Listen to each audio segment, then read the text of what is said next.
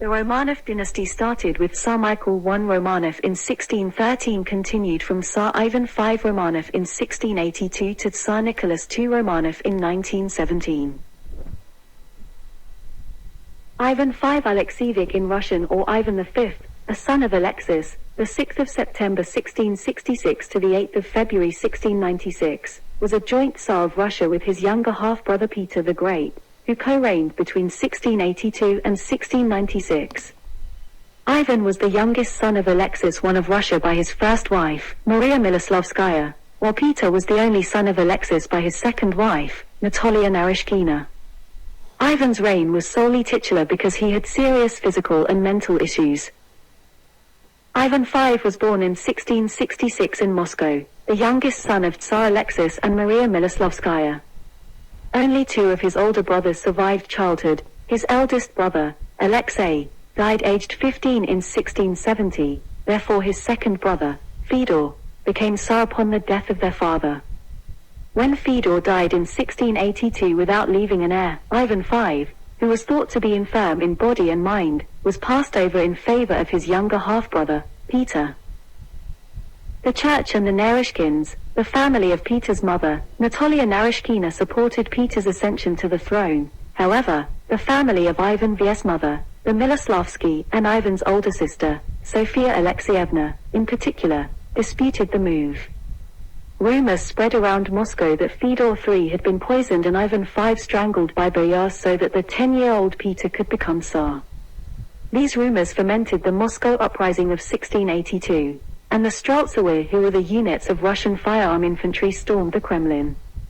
These disturbances subsided only after Ivan appeared in person in the city, and proved to everyone that he was alive and well. The firearm infantry, or Streltsy, demanded that Ivan V be named Tsar, and a compromise was found by declaring Ivan V and Peter I as co-rulers, with a regency government until the boys came of age. Sofia Alexievna, who had been influential at court during her brother Fyodor's reign, was named regent. On the 25th of June 1682, less than 2 months after the death of Fyodor III, Ivan V and Peter I were crowned in the Cathedral of the Dormition as CZARS. A special throne with 2 seats was commissioned for the occasion, now on display in the Kremlin armory. While Ivan V was 16 years old at this time, his co-ruler Peter I was only 10. Ivan was considered the senior Tsar, but actual power was wielded by Sofia Alexievna, Ivan's sister and Peter's half-sister, for the next 7 years. Sofia was always considerate of Ivan, although she is never known to have consulted him on any important matter.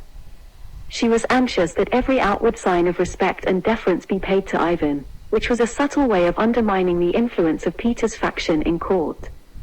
Thus, every wish or opinion expressed by Ivan was deferred to, and his general prestige in court remained intact during the years of Sofia's regency. As Peter the Great grew up, he and his faction, led by his mother's Narishin family, contended with Regent Sofia for influence and power. Indeed, Sofia is blamed for the murders of Peter's uncles on his mother's side of the family. Due to this and other situations, tension arose between the factions of the CZARS. In 1689, Peter was 17, and intent upon declaring his majority and demanding power. To preempt this, Sofia attempted to raise a riot in the city, spreading the rumor that the Narishkins had destroyed Ivan's crown and were poised to set his room on fire.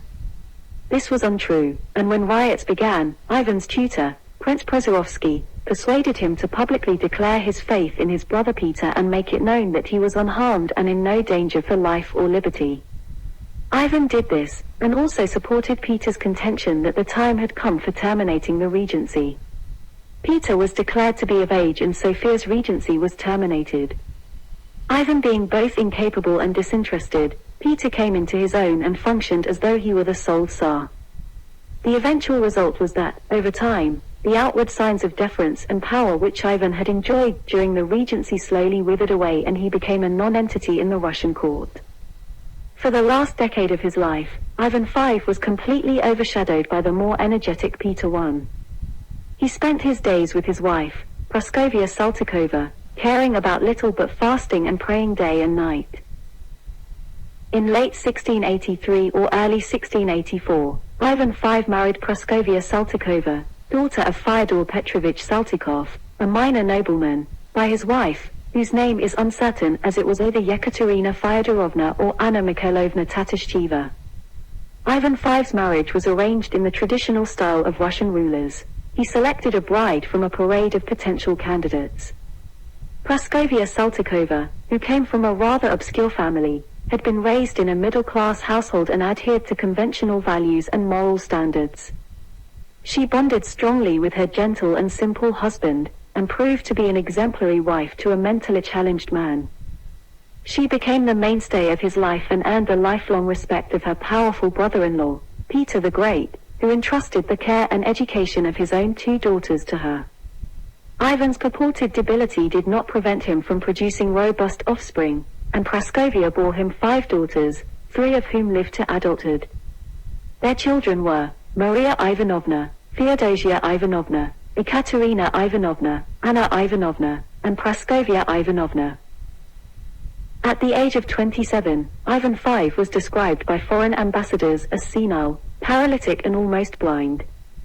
He died 2 years later, on the 8th of February 1696, and was interred in the Archangel Cathedral. It was fortuitous to Peter's faction that Ivan V produced several daughters but no sons, as there was no confusion regarding the succession of the crown upon his death. His co-ruler was left to become supreme ruler of Russia. With Ivan V's death, the struggle for power within the family had finally ended. In 1730, more than 30 years after Ivan's death, his second surviving daughter, Anna, Duchess of Courland, was invited to the throne of Russia by the country's Privy Council. She ruled for more than 10 years, and was succeeded by Ivan's infant great-grandson Ivan VI. However, a palace coup engineered in 1741 by Ivan's niece Elizabeth resulted in the throne passing finally to the progeny of Peter the Great.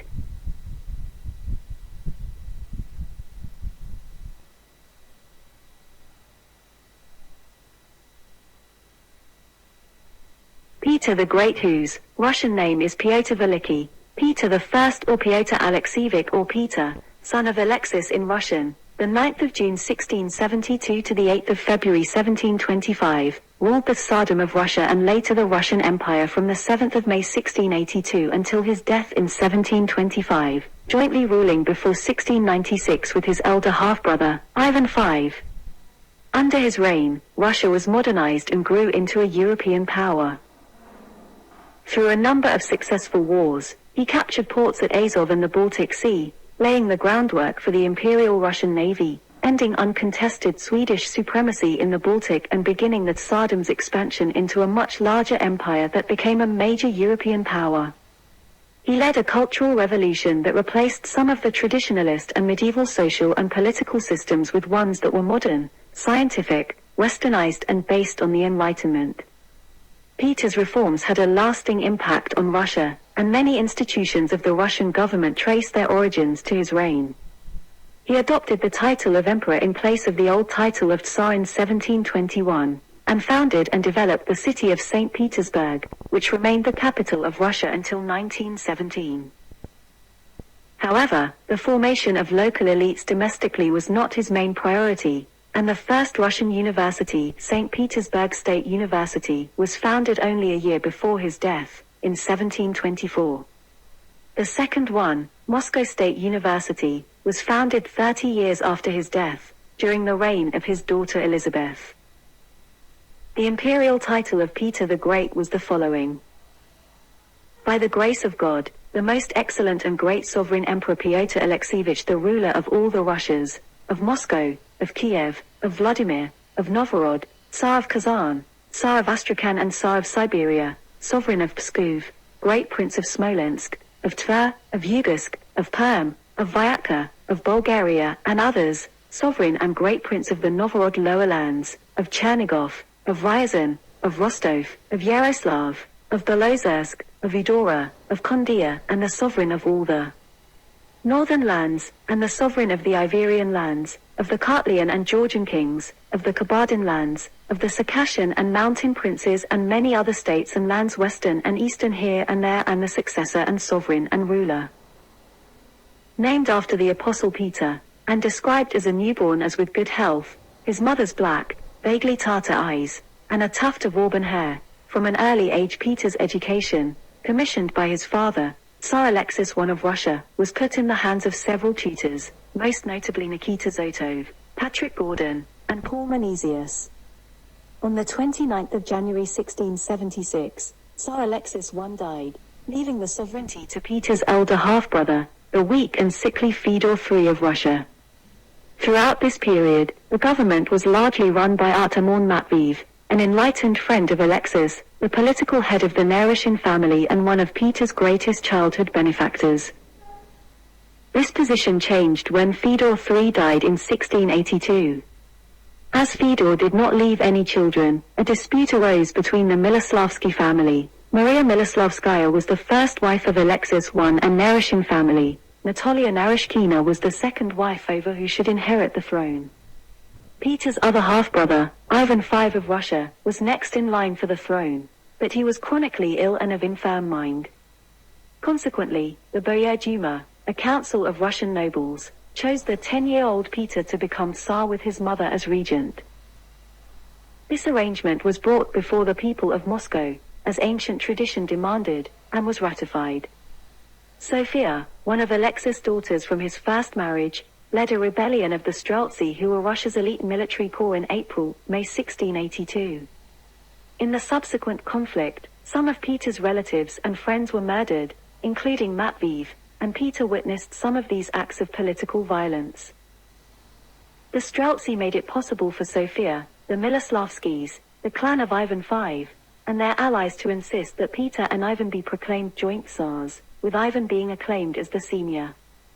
Sophia acted as regent during the minority of the sovereigns and exercised all power. For 7 years, she ruled as an autocrat.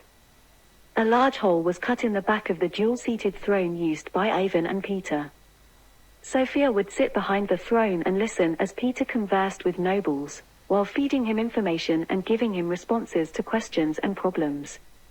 This throne can be seen in the Kremlin armory in Moscow. Peter was not particularly concerned that others ruled in his name. He engaged in such pastimes as shipbuilding and sailing, as well as mock battles with his toy army. Peter's mother sought to force him to adopt a more conventional approach and arranged his marriage to Eudoxia Lopukina in 1689. The marriage was a failure, and 10 years later Peter forced his wife to become a nun and thus freed himself from the union. By the summer of 1689, Peter, then aged 17, planned to take power from his half-sister Sophia, whose position had been weakened by 2 unsuccessful Crimean campaigns against the Crimean Khanate in an attempt to stop devastating Crimean Tatar raids into Russia's southern lands. When she learned of his designs, Sophia conspired with some leaders of the Streltsy, who continually aroused disorder and dissent. Peter, warned by others from the Streltsy, escaped in the middle of the night to the impenetrable monastery of Troitsa Lavra. There he slowly gathered adherents who perceived he would win the power struggle. Sophia was eventually overthrown, with Peter I and Ivan V continuing to act as co-tsars. Peter forced Sophia to enter a convent, where she gave up her name and her position as a member of the royal family. Still, Peter could not acquire actual control over Russian affairs. Power was instead exercised by his mother, Natalia Naryshkina. It was only when Natalia died in 1694 that Peter, now aged 22, became an independent sovereign. Formally, Ivan V was a co-ruler with Peter, though being ineffective. Peter became the sole ruler when Ivan died in 1696 without male offspring, while Peter was 24 years old. Peter grew to be extremely tall as an adult, especially for the time period, reportedly standing 6 feet 8 inches or 2.03 meter. Peter, however, lacked the overall proportional heft and bulk generally found in a man that size. Both his hands and feet were small, and his shoulders were narrow for his height. Likewise, his head was small for his tall body. Added to this were Peter's noticeable facial tics, and he may have suffered from petit mal seizures, a form of epilepsy. During his youth, Peter befriended Patrick Gordon, Franz Lefort, and several other foreigners in Russian service and was a frequent guest in Moscow's German Quarter, where he met his Dutch mistress Anna Mons.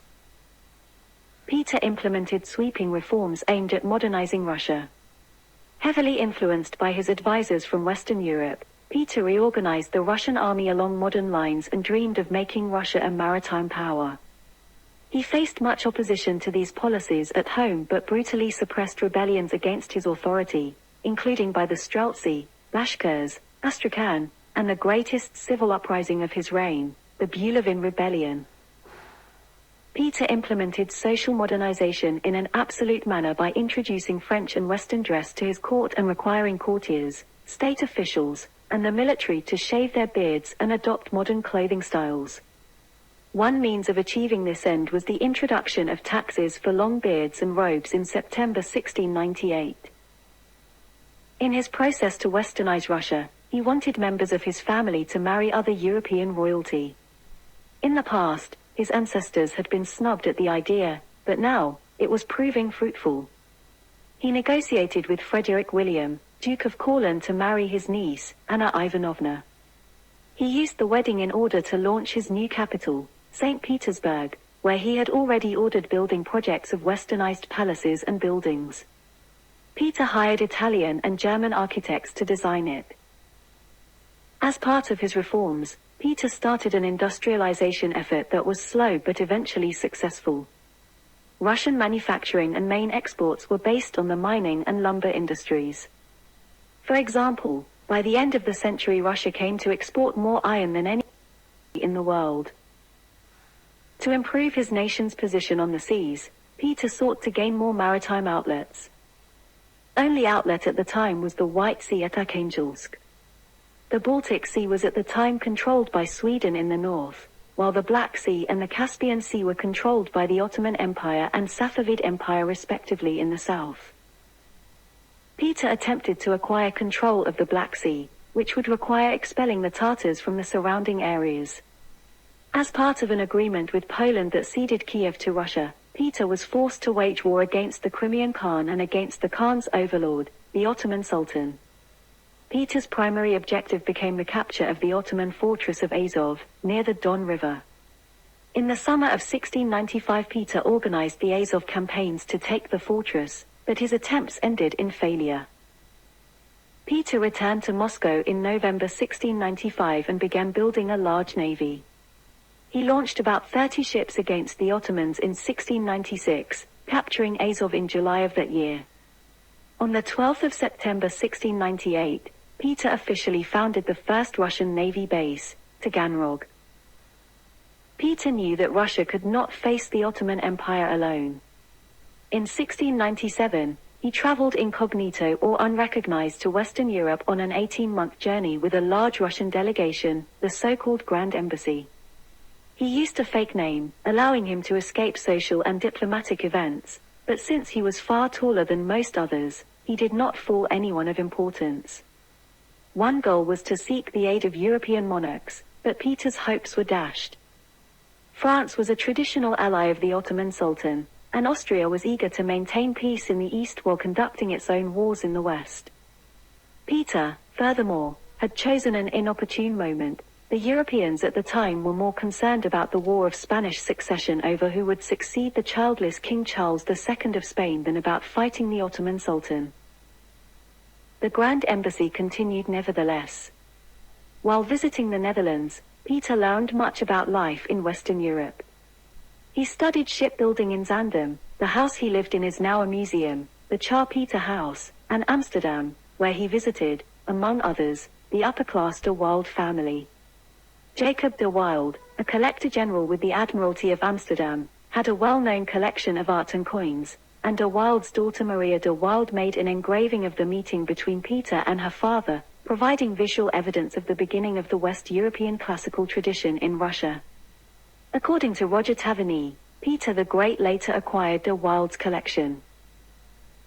Thanks to the mediation of Nikolai Zwitsen, mayor of Amsterdam and an expert on Russia, the Tsar was given the opportunity to gain practical experience in the largest shipyard in the world, belonging to the Dutch East India Company, for a period of 4 months. The Tsar helped with the construction of an East Indiaman ship specially laid down for him named Peter and Paul. During his stay the Tsar engaged many skilled workers such as builders of locks, fortresses, shipwrights, and seamen, including Cornelis Cruis, a vice-admiral who became, under Franz Lefort, the Tsar's advisor in maritime affairs. Peter later put his knowledge of shipbuilding to use in helping build Russia's navy. Peter paid a visit to surgeon Frederick Ruisch, who taught him how to draw teeth and catch butterflies, and to Ludolf Bakhuizen, a painter of seascapes. Jan van der Heyden, the inventor of the fire hose, received Peter, who was keen to learn and pass on his knowledge to his countrymen. On the 16th of January 1698 Peter organized a farewell party and invited Johann Heidkupper van Mosseveen, who had to sit between Lefort and the Tsar and drink. In England, Peter met with King William III, visited Greenwich and Oxford, posed for Sir Godfrey Kneller, and saw a Royal Navy fleet review at Deptford. He studied the English techniques of city building he would later use to great effect at St. Petersburg. The embassy next went to Leipzig, Dresden, Prague and Vienna.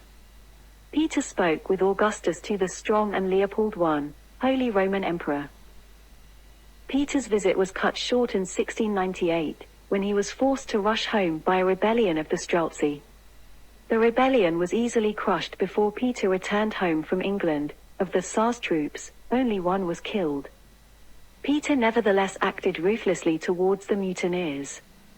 Over 1,200 of the rebels were tortured and executed, and Peter ordered that their bodies be publicly exhibited as a warning to future conspirators. The Streltsy were disbanded, some of the rebels were deported to Siberia, and the individual they sought to put on the throne, Peter's half-sister Sophia, was forced to become a nun. In 1698, Peter sent a delegation to Malta, under Boyar Boris Sheremetev, to observe the training and abilities of the Knights of Malta and their fleet. Sheremetev investigated the possibility of future joint ventures with the Knights, including action against the Turks and the possibility of a future Russian naval base. Peter's visits to the West impressed upon him the notion that European customs were in several respects superior to Russian traditions. He commanded all of his courtiers and officials to wear European clothing and cut off their long beards, causing his boyars, who were very fond of their beards, great upset. Boyars who sought to retain their beards were required to pay an annual beard tax of 100 rubles. Peter also sought to end arranged marriages, which were the norm among the Russian nobility, because he thought such a practice was barbaric and led to domestic violence, since the partners usually resented each other. In 1699, Peter changed the date of the celebration of the New Year from the 1st of September to the 1st of January. Traditionally, the years were reckoned from the purported creation of the world, but after Peter's reforms, they were to be counted from the birth of Christ. Thus, in the year 7207 of the Old Russian calendar, Peter proclaimed that the Julian calendar was in effect and the year was 1700. Peter made a temporary peace with the Ottoman Empire that allowed him to keep the captured fort of Azov, and turned his attention to Russian maritime supremacy. He sought to acquire control of the Baltic Sea, which had been taken by the Swedish Empire a half-century earlier. Peter declared war on Sweden, which was at the time led by the young King Charles XII. Sweden was also opposed by Denmark, Norway, Saxony, and the Polish-Lithuanian Commonwealth. Russia was ill-prepared to fight the Swedes, and their first attempt at seizing the Baltic coast ended in disaster at the Battle of Narva in 1700.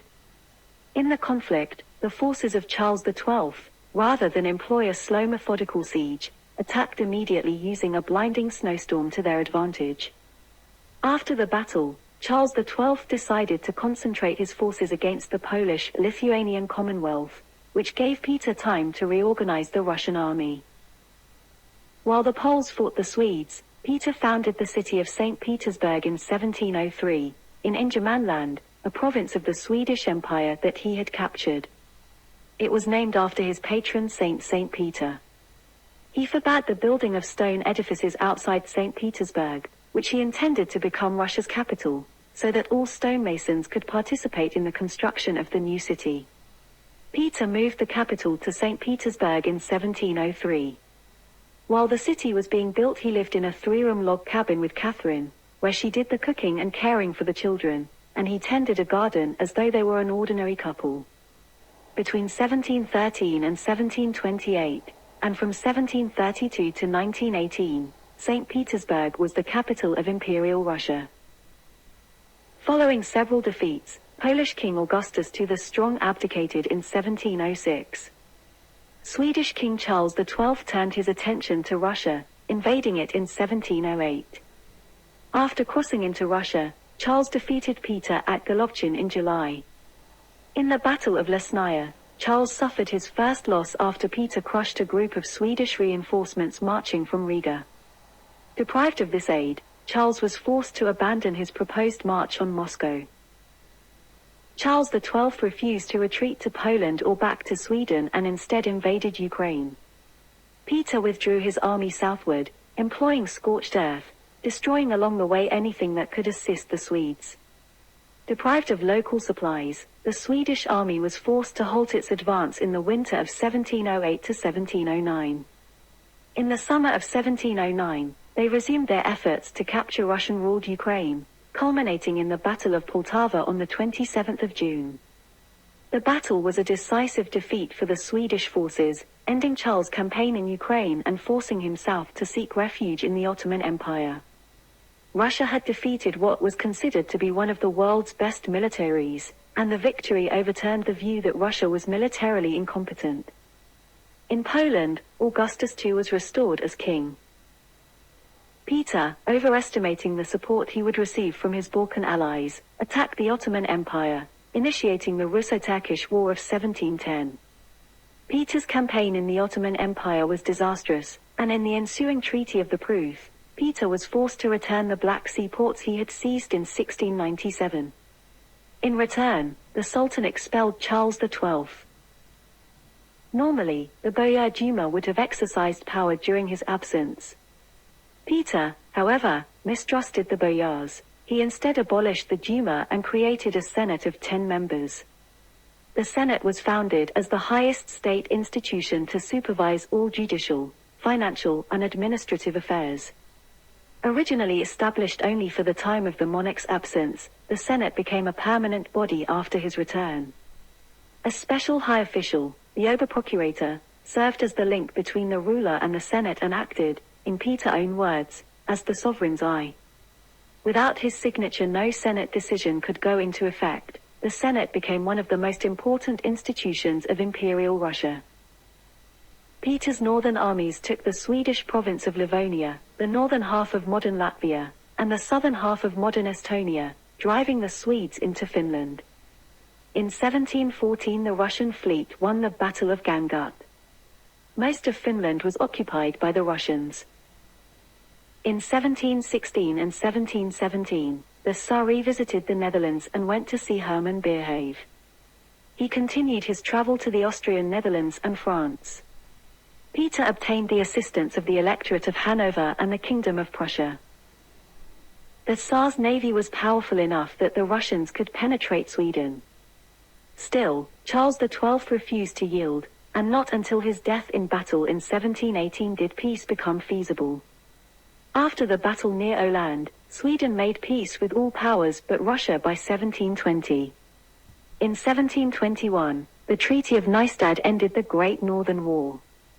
Russia acquired Ingria, Estonia, Livonia, and a substantial portion of Karelia. In turn, Russia paid 2 million riksdaler and surrendered most of Finland. The Tsar retained some Finnish lands close to St. Petersburg, which he had made his capital in 1712. Peter's last years were marked by further reform in Russia. On the 22nd of October 1721, soon after peace was made with Sweden, he was officially proclaimed Emperor of all Russia. Some proposed that he take the title Emperor of the East, but he refused.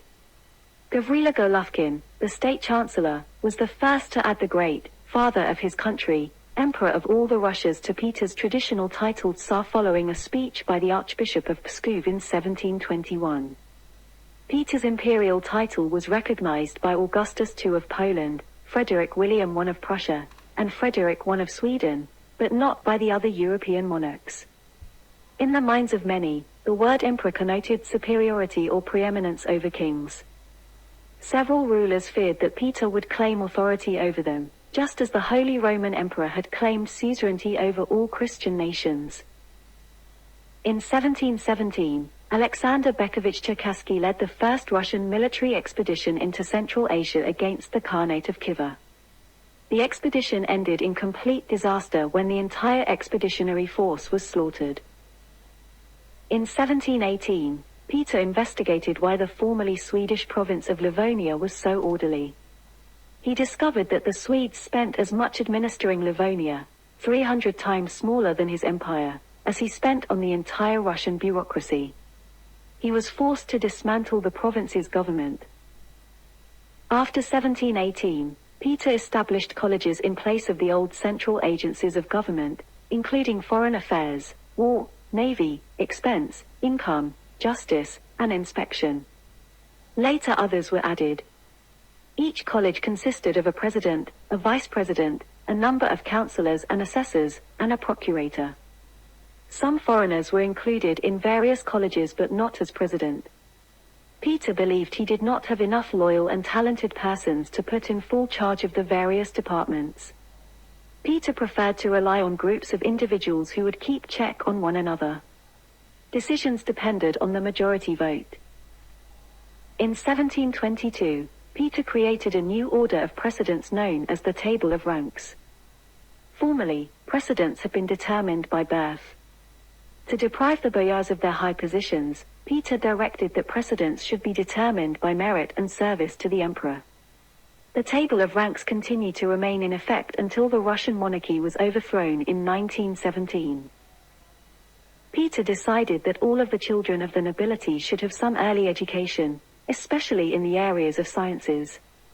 Therefore, on the 28th of February 1714, he issued a decree calling for compulsory education, which dictated that all Russian 10 to 15-year-old children of the nobility, government clerks, and lesser-ranked officials must learn basic mathematics and geometry, and should be tested on the subjects at the end of their studies. The once powerful Persian Safavid Empire to the south was in deep decline. Taking advantage of the profitable situation, Peter launched the Russo-Persian War of 1722 to 1723, otherwise known as the Persian Expedition of Peter the Great, which drastically increased Russian influence for the first time in the Caucasus and Caspian Sea region, and prevented the Ottoman Empire from making territorial gains in the region. After considerable success and the capture of many provinces and cities in the Caucasus and northern mainland Persia, the Safavids were forced to hand over territory to Russia, comprising Derbent, Shirvan, Gilan, Mazandaran, Baku, and Astrabad. However, within 12 years all the territories would be ceded back to Persia, now led by the charismatic military genius Nader Shah, as part of the treaties of Resht and Ganja respectively, and the Russo-Persian alliance against the Ottoman Empire, which was the common enemy of both. Peter introduced new taxes to fund improvements in St. Petersburg. He abolished the land tax and household tax and replaced them with a poll tax. The taxes on land and on households were payable only by individuals who owned property or maintained families. The new head taxes, however, were payable by serfs and paupers. In 1725 the construction of Peterhof, a palace near St. Petersburg, was completed. Peterhof, Dutch for Peter's Court, was a grand residence, becoming known as the Russian Versailles. In the winter of 1723, Peter, whose overall health was never robust, began having problems with his urinary tract and bladder. In the summer of 1724, a team of doctors performed surgery releasing upwards of 4 pounds of blocked urine. Peter remained bedridden until late autumn. In the first week of October, restless and certain he was cured, Peter began a lengthy inspection tour of various projects. According to legend, in November, at Lakta along the Finnish Gulf to inspect some ironworks, Peter saw a group of soldiers drowning near shore and, wading out into near-waist-deep water, came to their rescue. This icy water rescue is said to have exacerbated Peter's bladder problems and caused his death. The story, however, has been viewed with skepticism by some historians, pointing out that the German chronicler Jacob von Stalin is the only source for the story, and it seems unlikely that no one else would have documented such an act of heroism. This, plus the interval of time between these actions and Peter's death, seems to preclude any direct link. In early January 1725, Peter was struck once again with uremia. Legend has it that before lapsing into unconsciousness, Peter asked for a paper and pen and scrawled an unfinished note that read, "Leave all to," and then, exhausted by the effort, asked for his daughter Anna to be summoned. Peter the Great died between 4 and 5 in the morning, the 8th of February 1725. An autopsy revealed his bladder to be infected with gangrene. He was 52 years, 7 months old when he died, having reigned 42 years. He is interred in Saints Peter and Paul Cathedral, St. Petersburg, Russia. Peter was deeply religious, being brought up in the Russian Orthodox faith, but he had low regard for the church hierarchy, which he kept under tight governmental control. The traditional leader of the church was the Patriarch of Moscow. In 1700, when the office fell vacant, Peter refused to name a replacement, allowing the Patriarch's coadjutor, or deputy, to discharge the duties of the office. Peter could not tolerate the Patriarch exercising power superior to the Tsar, as indeed had happened in the case of Philaret, who lived from 1619 to 1633, and Nikon, 1652 to 66. Peter therefore abolished the Patriarchy, replacing it with a Holy Synod that was under the control of a senior bureaucrat, and the Tsar appointed all bishops. In 1721, Peter followed the advice of Theophan Prokopovich in designing the Holy Synod as a council of 10 clergymen. For leadership in the church, Peter turned increasingly to Ukrainians, who were more open to reform, but were not well loved by the Russian clergy. Peter implemented a law that stipulated that no Russian man could join a monastery before the age of 50. He felt that too many able Russian men were being wasted on clerical work when they could be joining his new and improved army. A clerical career was not a route chosen by upper-class society. Most parish priests were sons of priests, were very poorly educated, and very poorly paid. The monks in the monasteries had a slightly higher status. They were not allowed to marry. Politically, the church was impotent. Peter the Great had 2 wives, with whom he had 14 children, 3 of whom survived to adulthood. Peter's mother selected his first wife, Eudoxia Lopukina, with the advice of other nobles in 1689. This was consistent with previous Romanov tradition by choosing a daughter of a minor noble. This was done to prevent fighting between the stronger noble houses and to bring fresh blood into the family. He also had a mistress from Holland, Anna Mons. Upon his return from his European tour in 1698, Peter sought to end his unhappy marriage. He divorced the Tsaritsa and forced her to join a convent. The Tsaritsa had borne Peter 3 children, although only one, Alexei Petrovich, Tsarevich of Russia, had survived past his childhood. He took Marta Helena Skaranska, a Polish-Lithuanian peasant, as a mistress sometime between 1702 and 1704. Marta converted to the Russian Orthodox Church and took the name Catharine. Though no record exists, Catharine and Peter are described as having married secretly between the 23rd of October and the 1st of December 1707 in St. Petersburg. Peter valued Catharine and married her again, this time officially, at St. Isaac's Cathedral in St. Petersburg on the 19th of February 1712. His eldest child and heir, Alexei, was suspected of being involved in a plot to overthrow the emperor. Alexei was tried and confessed under torture during questioning conducted by a secular court. He was convicted and sentenced to be executed. The sentence could be carried out only with Peter's signed authorization, and Alexei died in prison, as Peter hesitated before making the decision. Alexei's death most likely resulted from injuries suffered during his torture. Alexei's mother Eudoxia had also been punished. She was dragged from her home, tried on false charges of adultery, publicly flogged, and finally confined in monasteries while forbidden to be talked to. In 1724, Peter had his second wife, Catharine, crowned as empress, although he remained Russia's actual ruler. All of Peter's male children had died. By his 2 wives, he had 14 children. These included 3 sons named Pavel and 3 sons named Peter, all of whom died in infancy. Only 3 of his children survived to adulthood: Alexei, Anna Petrovna, and Elizabeth. He had only 2 grandchildren, Peter II and Peter III. Peter's children by Eudoxia Lopukina were Alexei Petrovich, Tsarevich of Russia, who at age 28 was married in 1711 to Charlotte Christine of Brunswick-Luneburg and had children: Alexander Petrovich and Pavel Petrovich. His other children by Catharine I were Peter Petrovich, Paul Petrovich, Catharine Petrovna, Anna Petrovna, who at the age of 20 was married on 1725 to Karl Friedrich, Duke of Holstein-Gottorp, and had children: Yelisaveta Petrovna, who was later Empress Elizabeth, who was reputedly married in 1742 to Alexei Grigorievich, Count Razumovsky. By they had no issue: Maria Petrovna, Margarita Petrovna, Peter Petrovich, Pavel Petrovich, Natalia Petrovna, and Peter Petrovich. Peter's mistresses and illegitimate children were Princess Maria Cantemir of Moldavia, daughter of Dmitry Cantemir, Lady Mary Hamilton, Catharina I's lady-in-waiting of Scottish descent, and 3 unnamed sons who died prematurely or were stillborn. Peter the Great's legacy has always been a major concern of Russian intellectuals.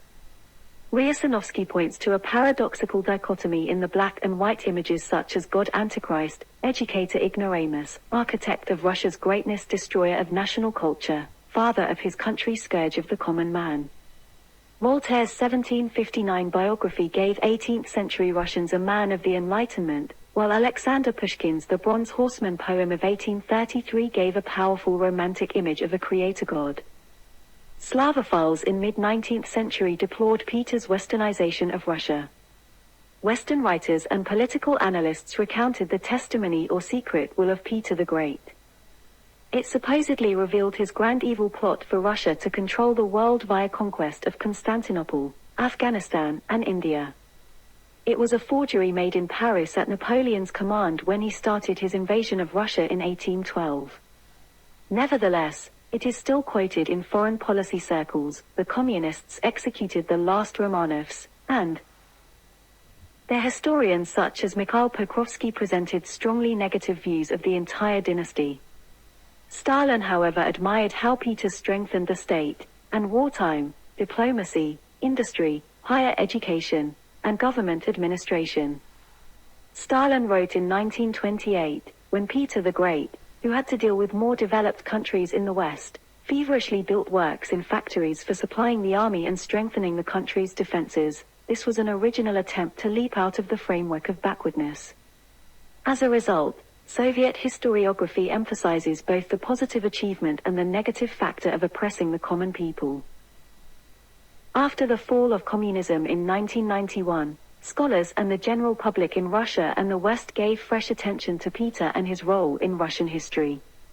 His reign is now seen as the decisive formative event in the Russian imperial past.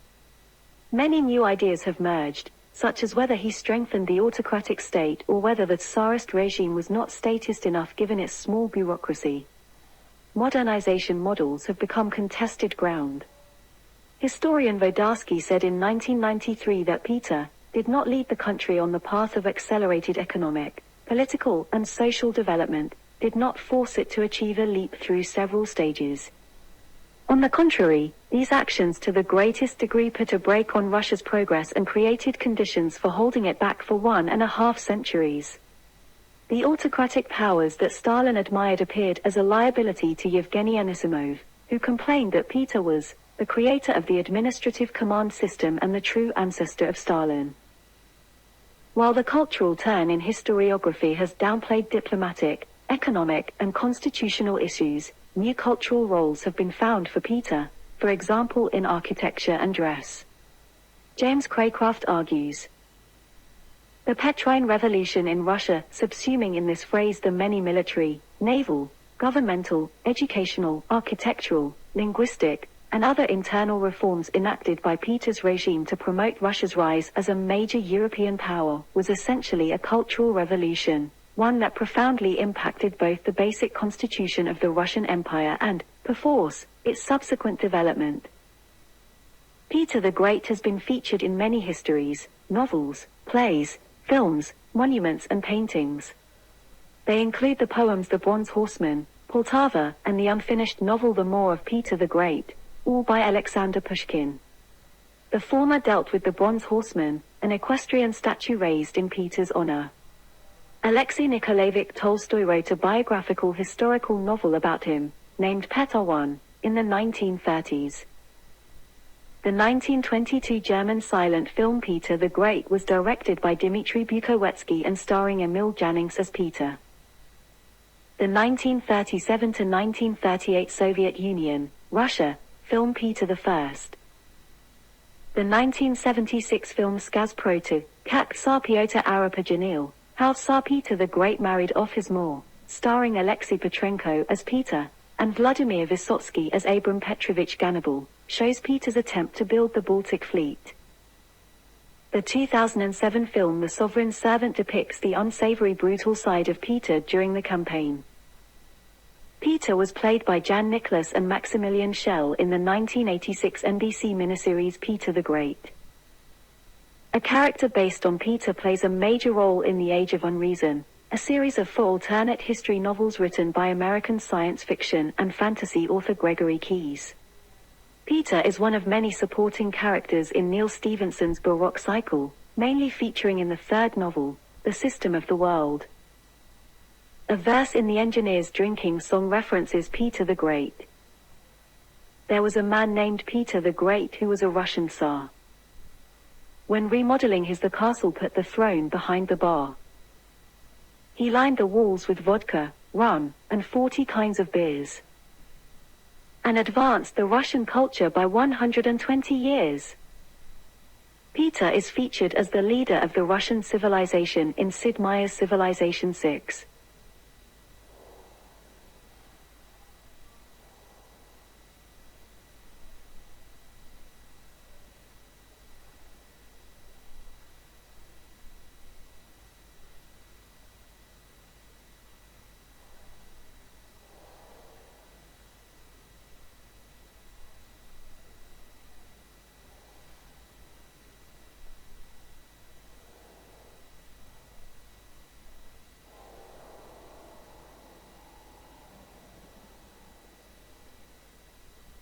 Catherine I, Russian name, Yekaterina I Alexeyevna Mikhailova, born with her Polish name, Marta Helena Skaranska, or in Russian, Marta Samuelovna Skavronskaya, the 15th of April 1684 to the 17th of May 1727, was the commoner second wife and empress consort of Peter the Great, and empress regnant of Russia from 1725 until her death in 1727. The life of Catherine I was said by Voltaire to be nearly as extraordinary as that of Peter the Great himself. Said to have been born on the 15th of April 1684 was the daughter of Samuel Skowronski, later spelt Samuel Skowronski, a Roman Catholic farmer from the eastern parts of the Polish-Lithuanian Commonwealth, born to Minsker parents. In 1680 he married Dorothea Hahn at Jakobstadt. Her mother is named in at least one source as Elizabeth Moritz, the daughter of a Baltic German woman, and there is debate as to whether Moritz's father was a Swedish officer. It is likely that 2 stories were conflated, and Swedish sources suggest that the Elizabeth Moritz story is probably incorrect. Some biographies state that Marta's father was a gravedigger and handyman, while others speculate that he was a runaway landless serf. Marta's parents died of the plague around 1689, leaving 5 children. According to one of the popular versions, at the age of 3 Marta was taken by an aunt and sent to Marienburg, the present-day Auxna in Latvia, near the border with Estonia and Russia, where she was raised by Johann Ernst Gluck, a Lutheran pastor and educator who was the first to translate the Bible into Latvian. In his household she served as a lowly servant, likely either a scullery maid or washerwoman. No effort was made to teach her to read and write, and she remained illiterate throughout her life. Marta was considered a very beautiful young girl, and there are accounts that Frau Gluck became fearful that she would become involved with her son. At the age of 17, she was married off to a Swedish dragoon, Johann Cruz, or Johann Rab, with whom she remained for 8 days in 1702, at which point the Swedish troops were withdrawn from Marienburg. When Russian forces captured the town, Pastor Gluck offered to work as a translator, and Field Marshal Boris Sheremetev agreed to his proposal and took him to Moscow. There are unsubstantiated stories that Marta worked briefly in the laundry of the victorious regiment, and also that she was presented in her undergarments to Brigadier General Rudolf Felix Bauer, later the governor of Estonia, to be his mistress. She may have worked in the household of his superior, Sheremetev. It is not known whether she was his mistress, or household maid. She traveled back to the Russian court with Sheremetev's army. Afterwards she became part of the household of Prince Alexander Menshikov, who was the best friend of Peter the Great of Russia. Anecdotal sources suggest that she was purchased by him. Whether the two of them were lovers is disputed, as Menshikov was already engaged to Doria Arsenyeva, his future wife. It is clear that Menshikov and Marta formed a lifetime alliance. It is possible that Menshikov, who was quite jealous of Peter's attentions and knew his tastes, wanted to procure a mistress on whom he could rely. In any case, in 1703, while visiting Menshikov at his home, Peter met Marta. In 1704, she was well established in the CZARS household as his mistress, and gave birth to a son, Peter. In 1703, she converted to Orthodoxy and took the new name of Catharine Alexeyevna, Yekaterina Alexeyevna. She and Doria Menshikova accompanied Peter and Menshikov on their military excursions. Though no record exists, Catharine and Peter are described as having married secretly between the 23rd of October and the 1st of December 1707 in St. Petersburg. They had 12 children, 2 of whom survived into adulthood, Anna, born 1708, and Elizabeth, born 1709. Peter had moved the capital to St. Petersburg in 1703. While the city was being built, he lived in a 3-room log cabin with Catharine, where she did the cooking and caring for the children, and he tended a garden as though they were an ordinary couple. The relationship was the most successful of Peter's life, and a great number of letters exist demonstrating the strong affection between Catharine and Peter. As a person, she was very energetic, compassionate, charming, and always cheerful. She was able to calm Peter in his frequent rages and often was called in to do so. Catharine went with Peter on his Pruth campaign in 1711. There, she was said to have saved Peter and his empire, as related by Voltaire in his book Peter the Great. Surrounded by overwhelming numbers of Turkish troops, Catharine suggested before surrendering that her jewels and those of the other women be used in an effort to bribe the Ottoman Grand Vizier Baltic Mehmet Pasha into allowing a retreat. Mehmet allowed the retreat, whether motivated by the bribe or considerations of trade and diplomacy. In any case, Peter credited Catharine and proceeded to marry her again, this time officially, at St. Isaac's Cathedral in St. Petersburg on the 9th of February 1712. She was Peter's second wife. He had previously married and divorced Eudoxia Lopukina, who had borne him the Zarevic Alexis Petrovich. Upon their wedding, Catharine took the style of her husband and became Tsarina. When Peter elevated the Russian Tsardom to empire, Catharine became empress. The Order of St. Catharine was instituted by her husband on the occasion of their wedding. Catharine and Peter had 12 children, all of whom died in childhood except Anna and Elizabeth. They were Piotr Petrovich, Pavel Petrovich, Catherine Petrovna, Grand Duchess Anna Petrovna, Grand Duchess Elizaveta Petrovna, Grand Duchess Maria Petrovna of Russia, Grand Duchess Margarita Petrovna, Grand Duke Piotr Petrovich, Grand Duke Pavel Petrovich, Grand Duchess Natalia Petrovna, Grand Duke Piotr Petrovich and Pavel Petrovich. Upon Peter's death, Catharine found her 4 siblings, Christina, Anna, Carol, and Friedrich, gave them the newly created titles of Count and Countess, and brought them to Russia.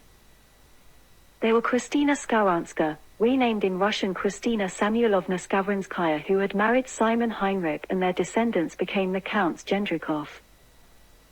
Anna Skaranska, renamed Anna Samuelovna Skavronskaya, had married one Michael Joachim, and their descendants became the Counts Efimovsky. Karol Skaronsky, renamed Karol Samuilovich Skavronsky, was created a Count of the Russian Empire and made a Chamberlain of the Imperial Court.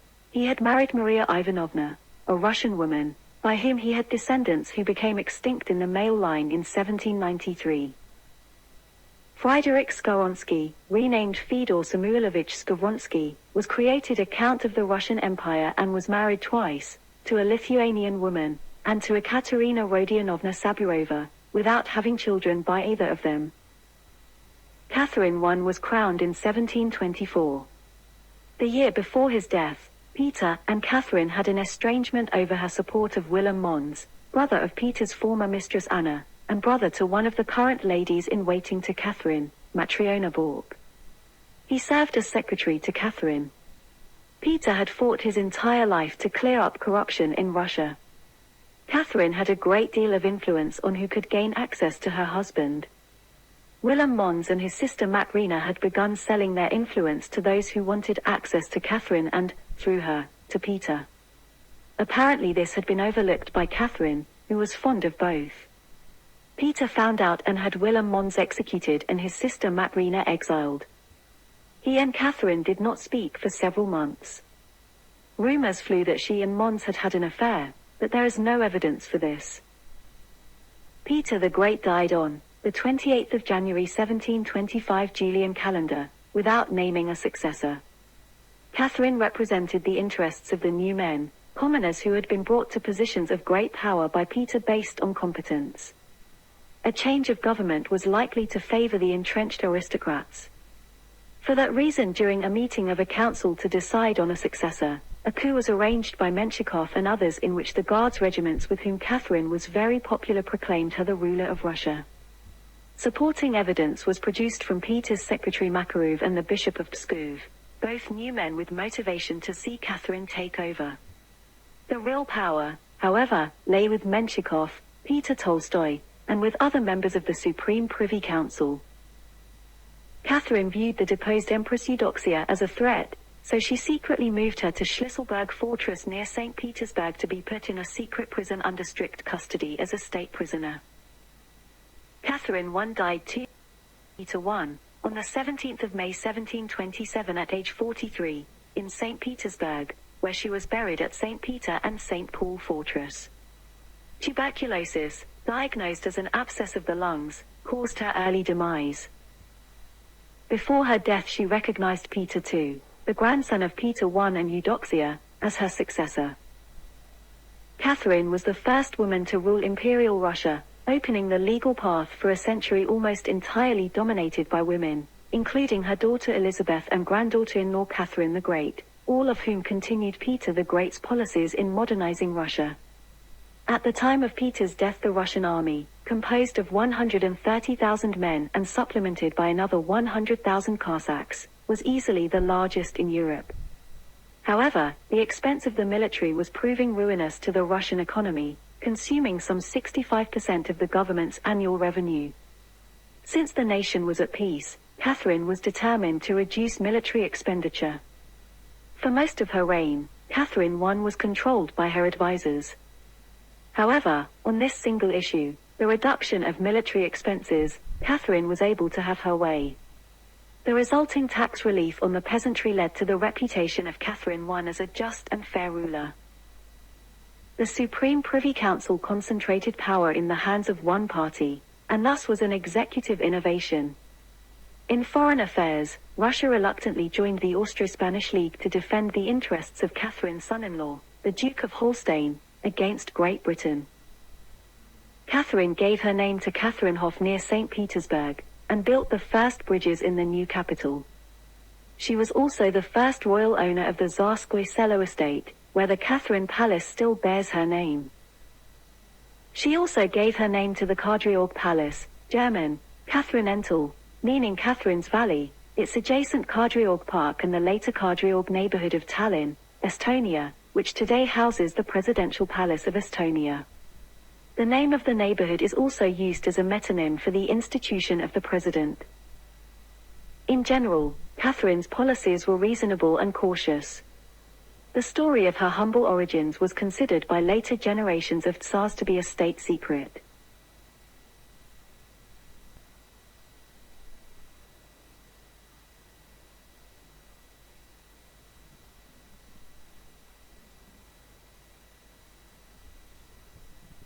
Peter II Alexievich, Russian, Pyotr Vitory or Pyotr Alexievich, the 23rd of October 1715 to the 30th of January 1730, reigned as Emperor of Russia from 1727 until his untimely death at the age of 14. He was the only son of Tsarevich Alexei Petrovich, or Alexis I, the son of Peter the Great by his first wife, Eudoxia Lopukina, and of Charlotte Christine of Brunswick-Luneburg. He was the last agnatic member of the House of Romanov where the throne was passed on to the son of the monarch's brother instead of his or her own sons if there is no heir. Peter was born in St. Petersburg on the 23rd of October 1715. His mother died when he was only 10 days old.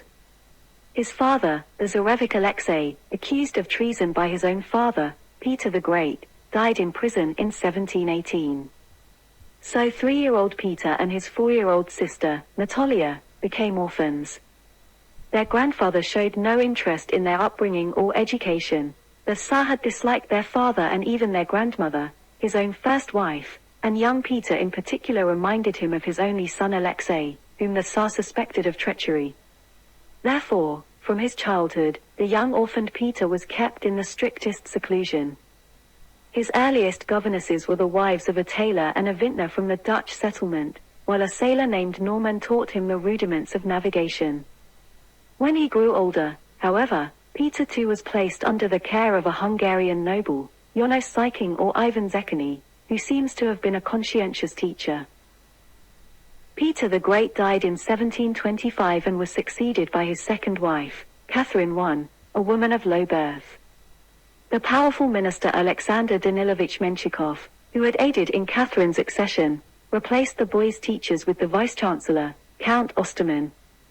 The program of education that Osterman compiled included history, geography, mathematics, and foreign languages, but the overall education of the future emperor remained shallow and left much to be desired.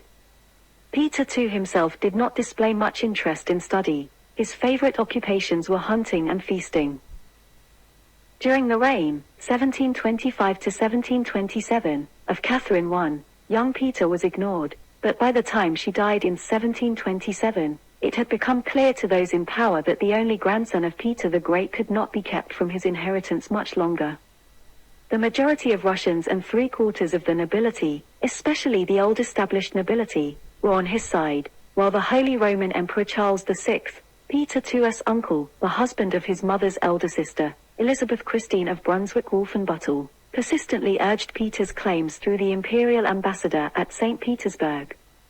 Through the efforts of Menshikov, the court named Peter II as Catherine's heir apparent, even though Catherine had 2 daughters of her own. The relevant documentation also specified the betrothal of Peter II to Menshikov's daughter Maria. Menshikov was the de facto ruler of Russia when Peter II came to the throne.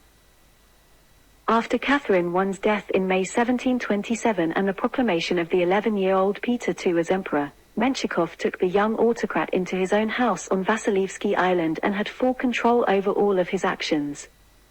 For a few months in the summer of 1727, not even Peter the Great was so feared or so obeyed, according to the Saxon ambassador. Menshikov became arrogant and domineering.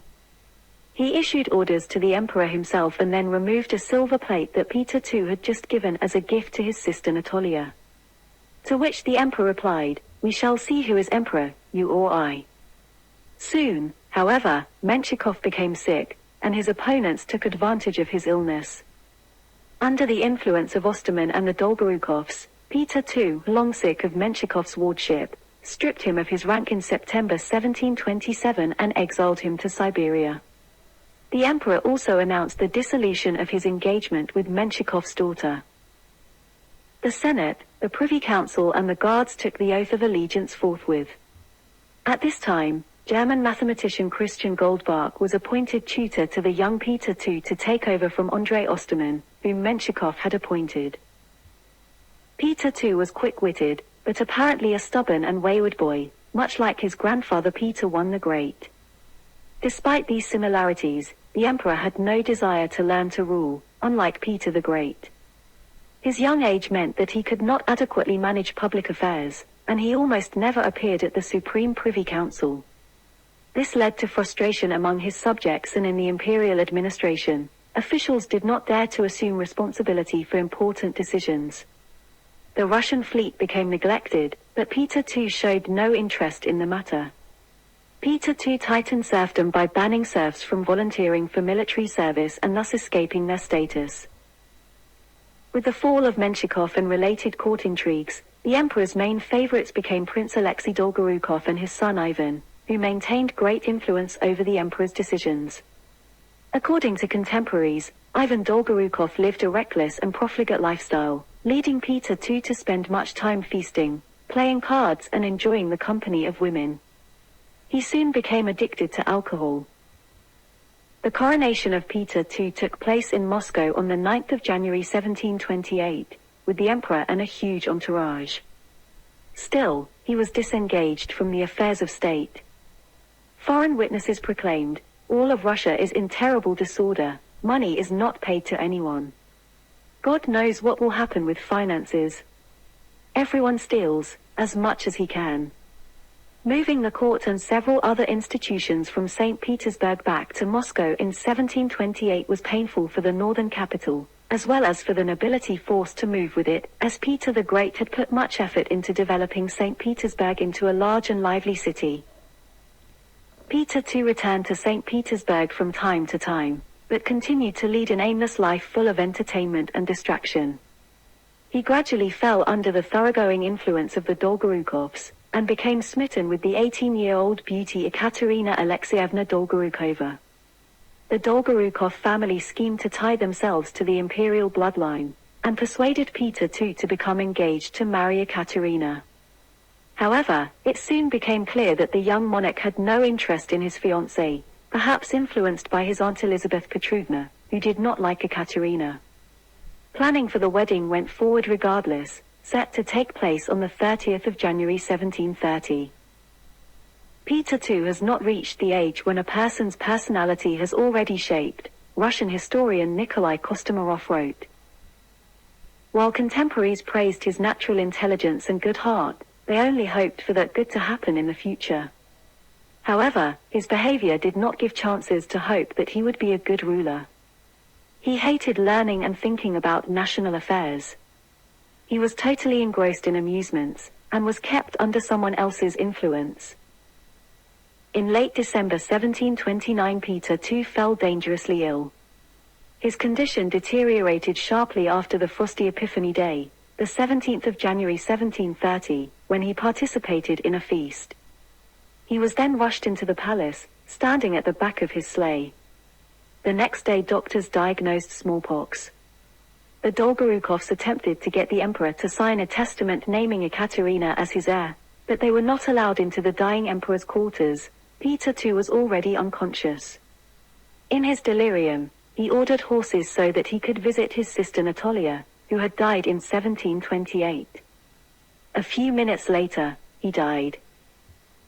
Emperor Peter II died aged only 14 as dawn broke on the 30th of January 1730. The day scheduled for his marriage to Ekaterina Dolgorukova. He is buried in the Cathedral of the Archangel located at the Moscow Kremlin and was the only post-Petrine Russian monarch given that honor, along with Ivan VI, who was murdered and buried in the fortress of Schlisselburg. He is the only post-Petrine monarch not buried in the Peter and Paul Cathedral in St. Petersburg. With Peter II's death, the direct male line of the Romanov dynasty ended. He was succeeded on the Russian throne by Anna Ivanovna, daughter of Peter the Great's half-brother and co-ruler, Ivan V.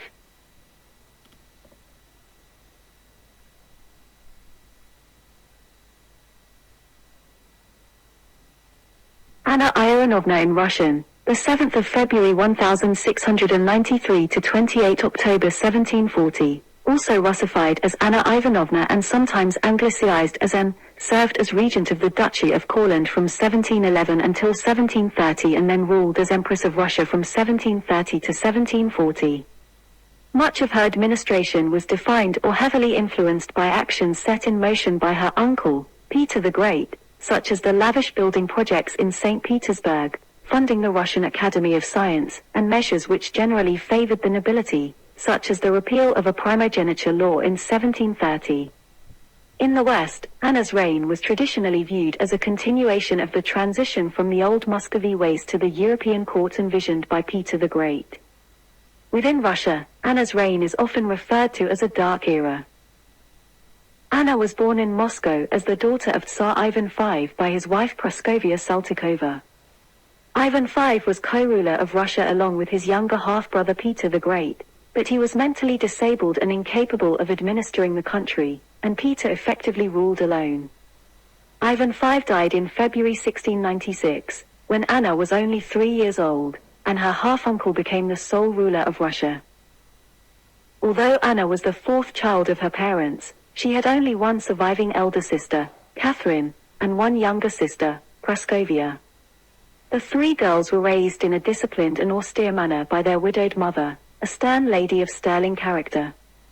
Born into a family of relatively modest means, Praskovia Saltykova had been an exemplary wife to a mentally challenged man, and expected her daughters to live up to her own high standards of morality and virtue. Anna grew up within a milieu which cherished womanly virtue and domesticity above all else, and placed strong emphasis on thrift, charity, and religious observances. Her education consisted of French, German, religious texts and folklore, leavened with some music and dancing. As she grew older, she developed into an obstinate girl, with a mean streak, earning her the nickname for Anna the Terrible. Anna was famed for her big cheek, which, as shown in her portraits, says Thomas Carlyle, was comparable to a Westphalian ham. In time, her uncle Peter the Great ordered the family to move from Moscow to St. Petersburg. This meant a change of not just location but also society, and this had a significant effect on Anna. She greatly enjoyed the splendor of court and the lavishness of high society, which was very different from the austerity preferred by her mother. In 1710, Peter the Great arranged for the 17-year-old Anna to marry Frederick William, Duke of Courland, who was about the same age as her. Her wedding was held on a grand scale, as per her own inclinations, on the 11th of November 1710, and her uncle gave her a fabulous dowry of 200,000 rubles. At the feast which followed the wedding, two dwarfs performed a parody by jumping out of enormous pies and dancing on the tables. The newly wedded couple spent several weeks in Russia before proceeding to Courland. Only 20 miles out of St. Petersburg, on the road to Courland, on the 21st of January 1711, Duke Frederick died. The cause of death was uncertain. It has been attributed variously to a chill or to the effects of alcohol. After her husband died, Anna proceeded to Mitau, now known as Jelgava, the capital of Courland, now western Latvia, and ruled that province for almost 20 years, from 1711 to 1730. During this period, the Russian resident, Peter Bestuzhev, was her advisor, and sometimes lover. She never remarried after the death of her husband, but her enemies said she conducted a love affair with Duke Ernst Johann von Biron, a prominent courtier, for many years. In 1730, Tsar Peter II, grandson of Anna's uncle Peter the Great, died childless at a young age. His death rendered extinct the male line of the Romanov dynasty, which had ruled Russia for over a century, since 1613. There were 5 possible candidates for the throne: the 3 surviving daughters of Ivan V, namely Catherine, born 1691, Anna herself, born 1693, and Praskovia, born 1694, and the 2 surviving daughters of Peter the Great, namely Anna, born 1708, and Elizabeth, born 1709. Ivan V had been the older brother of Peter the Great and co-ruler with him, and by that reckoning, his daughters may be considered to have the prior claim. However, if seen from the perspective that the successor should be the nearest kin of the most recent monarch, then the daughters of Peter the Great were nearer to the throne, because they were the aunts of the recently deceased Tsar Peter II. The dilemma was made greater because the daughters of Peter the Great had been born out of wedlock, and had been legitimized later by him, after he formally married their mother Catherine I, who had previously been a maid in his household. On the other hand, Praskovia Saltykova, the wife of Ivan V, had been a nobleman's daughter and a devoted wife and mother. Moreover, she had been a lady greatly respected for her many virtues, not least her chastity. Finally, the Russian Supreme Privy Council led by Prince Dmitry Golitsyn selected Anna, the second daughter of Ivan V, to be the new Empress of Russia. She was selected in preference to her elder sister Catherine, even though Catherine was at that time resident in Russia whereas Anna was not. There were some reasons for this. Anna was a childless widow and there was no immediate danger of an unknown foreigner wielding power in Russia. She also had some experience of government, because she had been administering her late husband's Duchy of Courland for almost 2 decades. Catherine, on the other hand, was married to the Duke of Mecklenburg-Schwerin. She was now separated from him and living in Russia, which was in itself disgraceful, and whether her husband was present or absent, his existence could raise problems at her very coronation. His intervention in government affairs at some later point could hardly be prevented, especially since Catherine had a daughter by him. In that event, since he was ruling prince of ancient lineage with years of experience, he would not be as amenable to the council's advice as a Russian princess. Also, the fact that Catherine had a daughter already would provide a certainty of succession which the nobles perhaps preferred not to have. The Supreme Privy Council preferred the childless and widowed Duchess of Courland. They hoped that she would feel indebted to the nobles and remain a figurehead at best, and malleable at worst. To make sure of that, the council convinced Anna to sign a declaration of conditions to her accession, modeled after a Swedish precedent, which stated that Anna was to govern according to their counsel and was not permitted to declare war, call for peace, impose new taxes or spend the revenue of the state without their consent. She could not punish nobility without trial, could not make grants of estates or villages, could not appoint high officials, and could not promote anyone, whether foreign or Russian, to court offices without the consent of the council.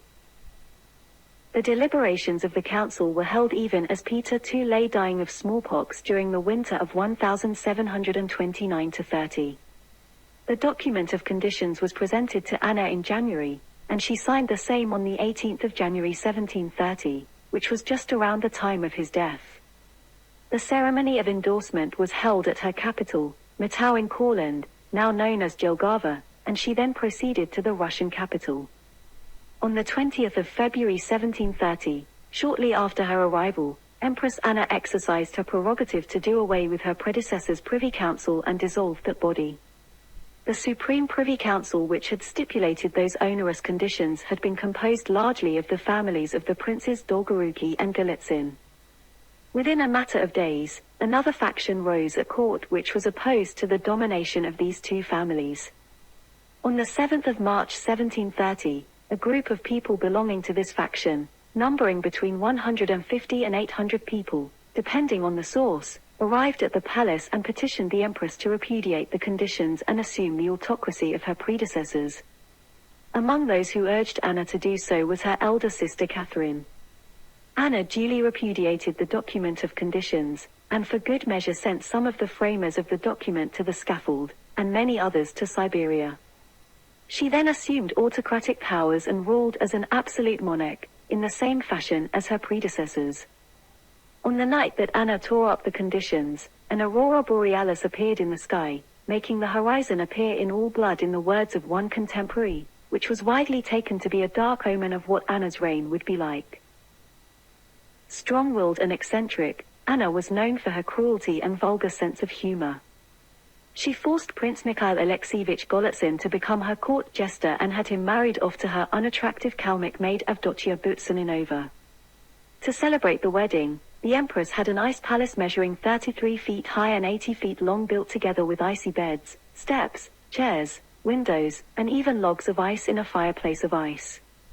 Prince Golitsyn and his bride were placed in a cage atop an elephant and paraded through the streets to this structure, to spend their wedding night in the ice palace, despite it being an extremely cold night in the dead of winter. Empress Anna told the couple to make love and keep their bodies close if they did not wish to freeze to death. Eventually, the couple survived when the maid traded a pearl necklace for a sheepskin coat from one of the guards. An enthusiastic hunter, Anna always kept a rifle by her window so she could blast away at birds at all hours of the day whenever she felt the urge to hunt. Anna continued to lavish architectural advances in St. Petersburg. She completed a waterway that began construction under Peter the Great and called for seafaring ships to accompany this new canal and continue naval expansion. Anna's lover Ernst Johann von Biron was a Baltic German, and due to his influence Baltic Germans were favored with government offices, leading to the resentment of the ethnic Russian nobility, though the American historian Walter Moss cautioned that the popular image of the Byronovskina as one of total Baltic German domination of Russia is exaggerated. Anna founded the Cadet Corps in 1731, 1 year after coming to the throne. The Cadet Corps was a group of young boys starting at the age of 8 being trained for the military. There was a very rigorous training program, and this also included all the schooling that was necessary for someone to be in an important position in the military. As time went on though, the program was later improved by other emperors and empresses, such as Catherine the Great. They began to include the arts and sciences into their schooling, rather than just the knowledge that is considered necessary for only a career in the military. Anna continued to fund the Russian Academy of Science, started by Peter the Great. This school was designed to further the sciences in Russia, in order to help the country reach the level of the Western countries of that period. Some of the subjects taught were mathematics, astronomy, and botany. The Academy of Science was also responsible for many expeditions. A notable example was the Bering Sea expedition. While they were trying to find out if America and Asia had been at one point connected, they also studied Siberia and its people. These studies were used long after they returned from Siberia. There were also troubles for the scientists. Frequently the government and the church would meddle in their funding and their experiments, changing the data to match their respective points of view.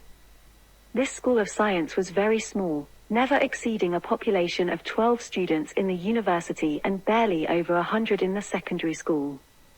Still, it was a huge step forward for education in Russia. Many of the teachers and professors were imported from Germany, bringing more of a Western feeling to what the students were learning. Some of the students taught by these German professors later became advisors or teachers to future leaders, such as Catherine the Great's tutor, Adadurov.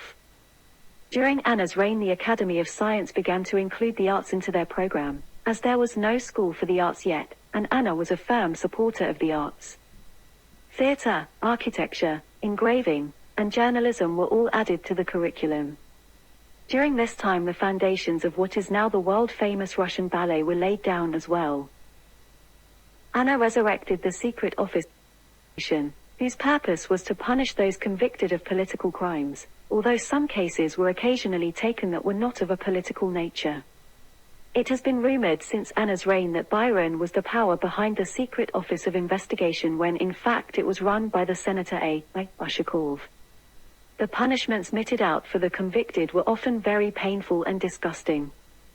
For example, some people that had supposedly been plotting against the government had their noses slit in addition to being beaten with the knout.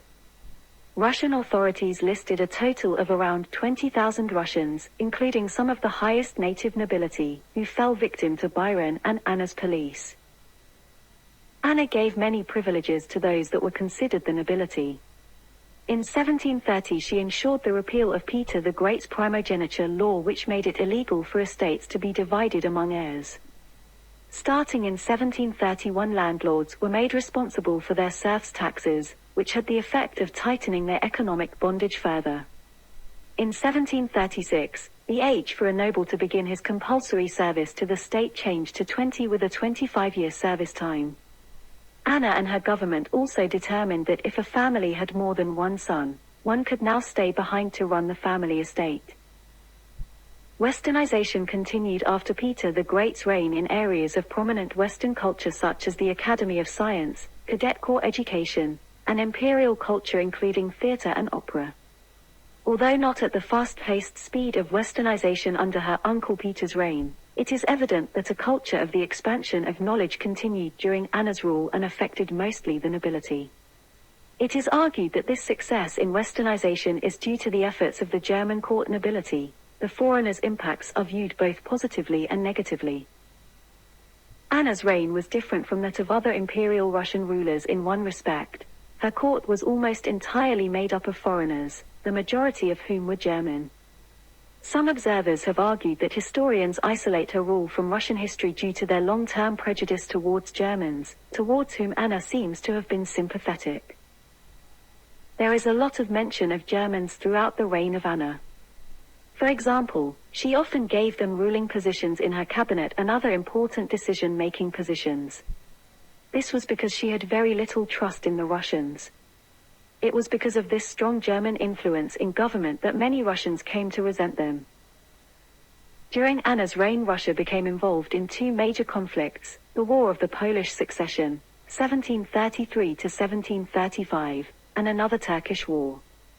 In the former, Russia worked with Austria to support Augustus II's son Augustus against the candidacy of Stanislaw Leszczynski, who was dependent on the French and amiable with Sweden and the Ottomans. Russia's involvement with the conflict was quickly over, however, and the Russo-Turkish War of 1735 to 1739 was much more important. In 1732, Nader Shah had forced Russia to return the lands in northern mainland Persia that had been taken during Peter the Great's Russo-Persian War. The Treaty of Resht furthermore permitted an alliance against the Ottoman Empire, the common enemy, and, in any case, the provinces of Shirvan, Iskenderun had been a net drain on the imperial treasury for the entirety of their occupation. 3 years later, in 1735, conforming to the Treaty of Ganja, the remainder of the territories taken more than a decade earlier from Persia in the North Caucasus and South Caucasus were returned as well. The war against the Turks took 4.5 years, 100,000 men, and millions of rubles. Its burdens caused great stress on the people of Russia, and it only gained Russia the city of Azov and its environs. Its effects, however, were greater than they first appeared. Osterman's policy of southern expansion prevailed over the 1711 peace of Proofs signed by Peter the Great. Munich had given Russia its first campaign against Turkey that had not ended in crushing disaster and dissipated the illusion of Ottoman invincibility. He had further shown that Russia's grenadiers and hussars could defeat twice their number of janissaries and Spahis. The Tatar hordes of the Crimea had been exterminated, and Russia's signal and unexpected successes greatly increased its prestige within Europe. The Russians also established a protectorate over the Khan of the Kyrgyz, sending officers to assist his short-lived conquest of Khiva. 1. 2 Chinese embassies to Anna's court, first at Moscow in 1731, then at St. Petersburg the following year, were the only ones China dispatched to Europe through the 18th century.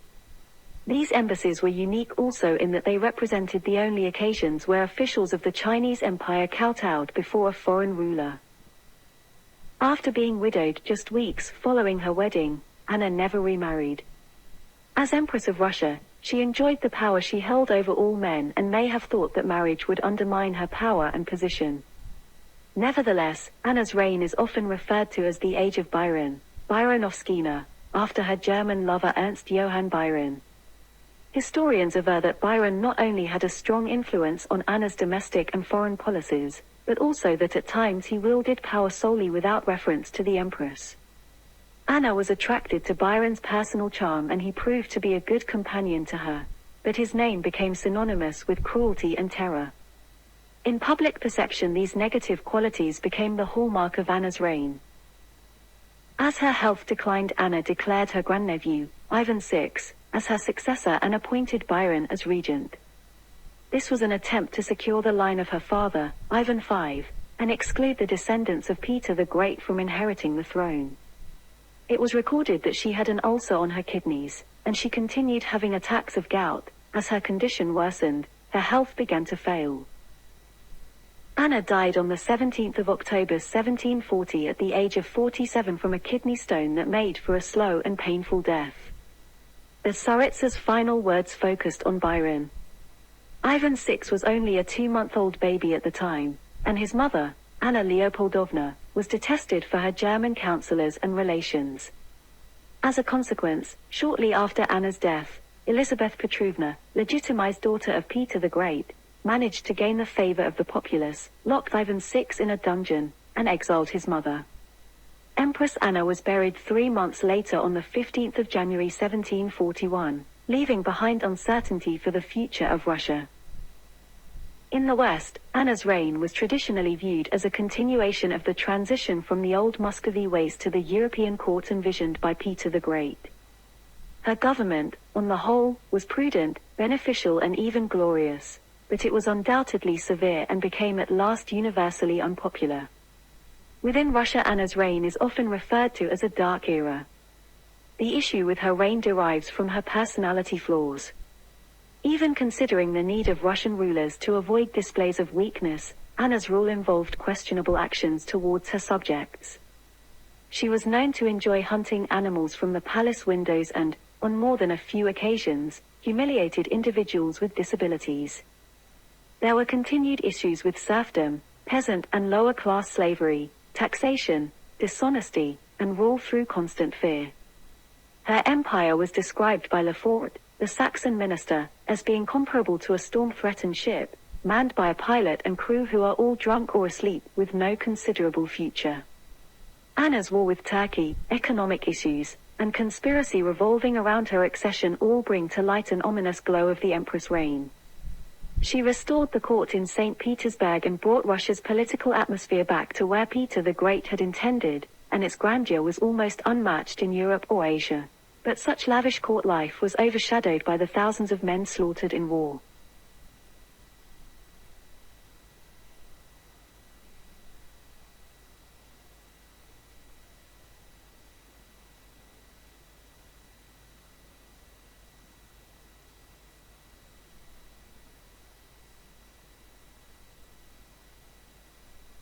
Ivan VI Antonovich or Ivan VI, in Russian Ioan Antonovich, who lived from the 23rd of August 1740 to the 16th of July 1764, was Emperor of Russia in 1740-41.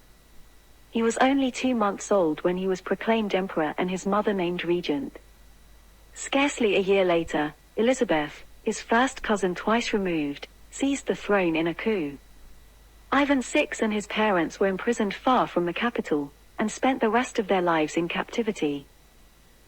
After more than 20 years as a prisoner, Ivan was killed by his guards when some army officers, unknown to Ivan, attempted to free him. His surviving siblings, who had been born in prison, were then released into the custody of their aunt, the Danish Queen Dowager Juliana Maria of Brunswick-Wolfenbüttel. They settled in Horsens, where they lived in comfort under house arrest for the rest of their lives. Ivan was born on the 23rd of August 1740 at St. Petersburg, the eldest child of Duke Antony Ulrich of Brunswick-Luneburg by his wife, Duchess Anna Leopoldovna of Mecklenburg-Schwerin, the only niece of the childless Empress Anna of Russia, and the only granddaughter of Tsar Ivan V. She had lived in Russia almost all her life, and her husband had also made his home in that country, in the expectation that they or their progeny would inherit the throne upon the death of the empress. This expectation was fulfilled within 2 months of the birth of their firstborn child. On the 5th of October 1740 the infant Ivan VI was adopted by his grandaunt Anna, second daughter of Ivan V, who was on her deathbed, and declared her heir apparent. The empress also declared that her longtime lover and advisor, Ernst Johann von Biron, Duke of Courland, would serve as regent until Ivan VI came of age. Indeed, the desire to ensure that her lover would enjoy power and influence after her death was the primary reason that the dying empress chose to name as her heir the infant rather than his mother. Empress Anna died soon thereafter on the 28th of October 1740. The following day the infant was proclaimed emperor as Ivan VI, autocrat of all the Russias, and Biron became regent. However, the idea of Biron wielding power was not acceptable either to Ivan's parents or to most of the nobility. During his years as Anna's lover he had made many enemies, and was tremendously unpopular at court. Within 3 weeks Ivan's father had engineered Biron's fall. At midnight on 18 or the 19th of November 1740 Biron was seized in his bedroom by partisans of the royal couple and banished to Siberia. He was later permitted to reside at Yaroslav. Ivan VI's mother, Anna Leopoldovna, was made regent, though the vice-chancellor, Andrei Osterman, effectively ran the government during her brief regency. Ivan VI's reign, and his mother's regency, lasted 13 months, for on December 6, 1741, a coup d'etat placed Elizabeth of Russia on the throne, and Ivan VI and his family were imprisoned in the fortress of Dunamund on the 13th of December 1742 after a preliminary detention at Riga, from where the new empress had at first intended to send the unhappy family home to Brunswick. In June 1744, following the Lopukina affair, the Empress Elizabeth transferred Ivan to Kolmogorye on the White Sea where, isolated from his family and seeing no one other than his jailer, he remained for the next 12 years. When news of his confinement at Kolmogorye circulated more widely, young Ivan was secretly transferred to the fortress of Schlüsselburg in 1756 where he was still more rigorously guarded, not even the commandant of the fortress knowing the true identity of a certain prisoner. Throughout Elizabeth's reign her predecessor's name was subjected to a damnatio memoriae procedure, all coins, documents, and publications bearing Ivan VI's name and titles were systematically confiscated and destroyed, and now are of an extraordinary rarity. Upon the accession of Peter III in 1762, Ivan's situation seemed about to improve, for the new emperor visited and sympathized with his plight, but Peter himself was deposed a few weeks later. New instructions were sent to Ivan's guardian to place manacles on his charge, and even to scourge him should he become unmanageable. On the accession of Catherine II, in the summer of 1762, still more stringent orders were sent to the officer in charge of the nameless one. If any attempt were made from outside to release him, the prisoner was to be put to death. Under no circumstances was he to be delivered alive into anyone's hands, without an express written order in the empress' handwriting. By this time 20 years of solitary confinement had disturbed Ivan's mental equilibrium, though he does not seem to have been actually insane. Nevertheless, despite the mystery surrounding him, he was well aware of his imperial origin and always called himself Gosuda, sovereign.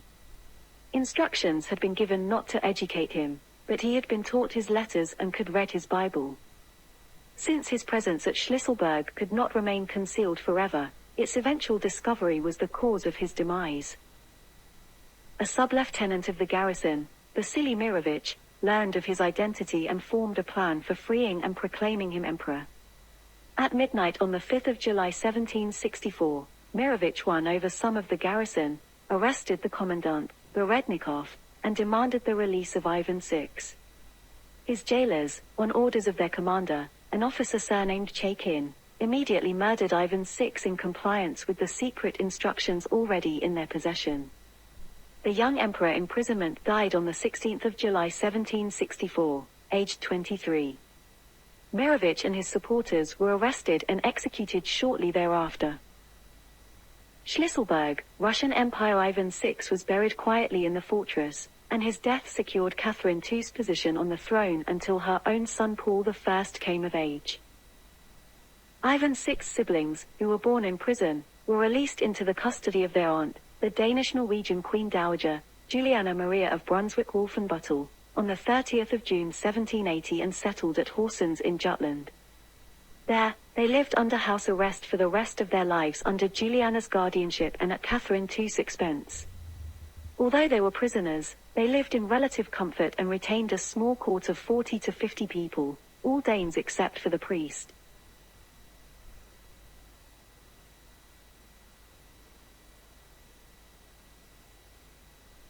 Elizabeth, who lived from the 29th of December 1709 to the 5th of January 1762, also known as Yelisaveta or Elizaveta Petrovna meaning daughter of Peter, reigned as Empress of Russia from 1741 until her death in 1762. She remains one of the most popular Russian monarchs because of her decision not to execute a single person during her reign, her numerous construction projects, and her strong opposition to Prussian policies.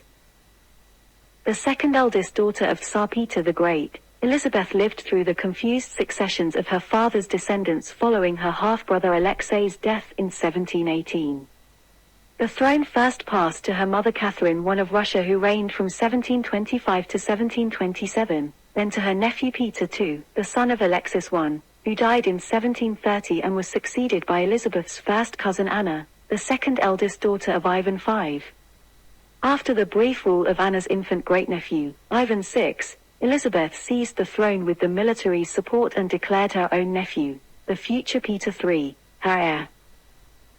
During her reign, Elizabeth continued the policies of her father and brought about a remarkable age of enlightenment in Russia. Her domestic policies allowed the nobles to gain dominance in local government while shortening their terms of service to the state.